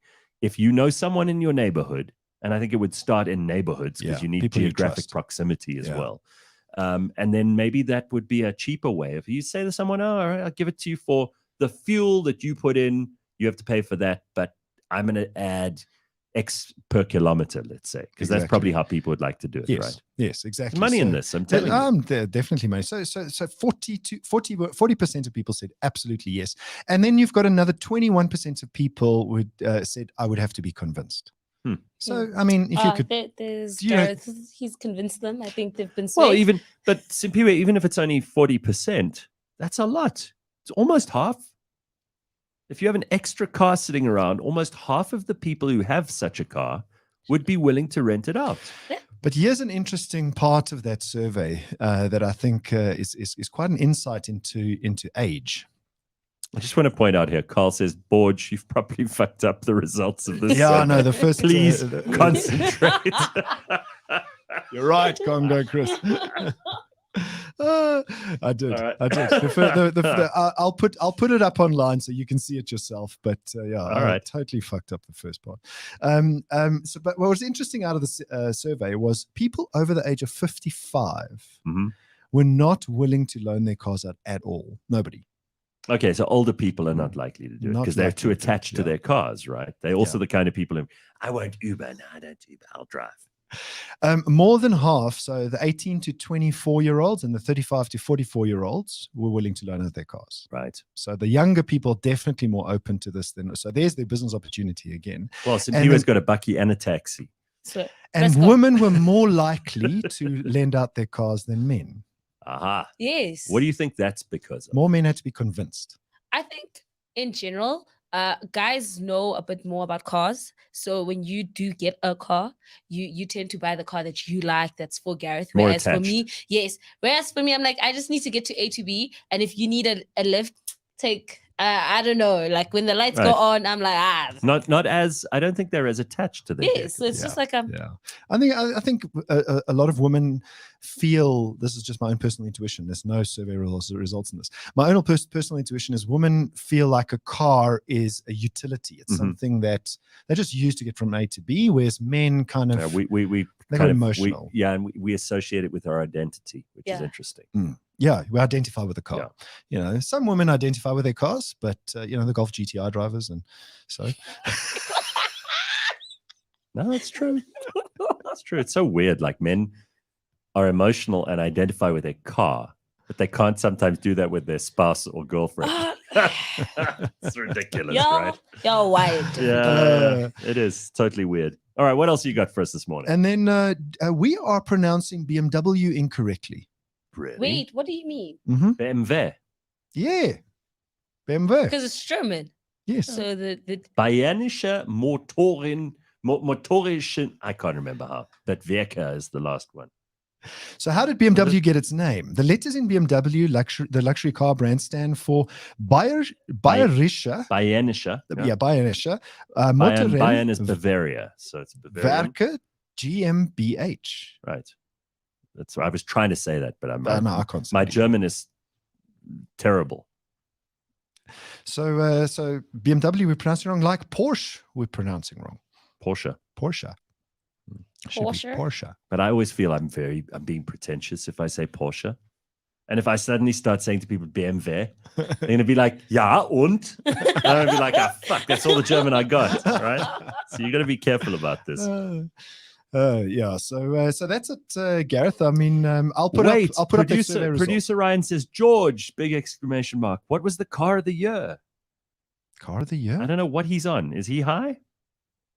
I mean, he's already spelling words Ryan, wrong. get in here. What are you talking explain about? yourself. Yeah, explain yourself. Why do you throw a question like that out when we? Have you By the guys way, even done car of the year? Like, is Carl- that something? Carl I think says- car of the year's gone. While he's coming in here, Carl says women are already destroying their cars, so they don't care if someone else does. No, I think that is so true. So there's a guy on Twitter who did a thread. He was like, "Oh, I decided to take my girlfriend's car to get it washed," and he was like, the minute he turned on the car, all the lights were on. All of it, the hazards, the problems, the And then he was just like, engine "Wait, lights. why would you drive a car with all these lights on?" And she's like, "I don't know." So it gets me from A to B. Ryan, what do you want with the ridiculous question that you've just thrown in out of left field? What do you mean car of the year? I was just told that Well, yesterday was car of the year. yeah, The car of the year award. South African car of the year isn't a car. Oh, is What? it like For 2023, it's a bucky. Oh, Oh. well, but now, George, you're being very obtuse. That's very obtuse and unnecessary. What is it? It's a Ford Ranger. The Oh. Ford Ranger. Have you seen the new Ford Ranger? Yes, Ranger? that thing It's is beautiful. gorgeous. I would get that. You would? Ooh, that's a big boy. That No, the ooh, Ford put Ranger some Raptor respect on my is- name if I drove Yeah. that because it's big and then the lights, and then they also annoy me because they're pissed on the highway. They just like. All right. they're the Well, problem child. then I owe Ryan an apology. He had a very good question. George was just being difficult about the answer. No, I wasn't. Auto Trader doesn't sponsor South African Car of the Year anymore, so we're not as close to it. Okay. All right. You know. How do we pronounce Ford Ranger? Ford Ranger. No, it's from America. southern Texas. Somewhere. Yeah, it's America. It's a It's Ford. American, yeah. Ford Ford. Ranger. Okay, everybody. That's all we got time for today. Thank you, George. Very nice Cheers, to Gareth. see you. Thank you very much, Simpiwe Cheers, and Ben. Simpiwe. And thank you to Kirsten Neuschäfer, who was also on with us this morning. What an incredible way to start your Friday. We will see you on Monday. Have an excellent weekend.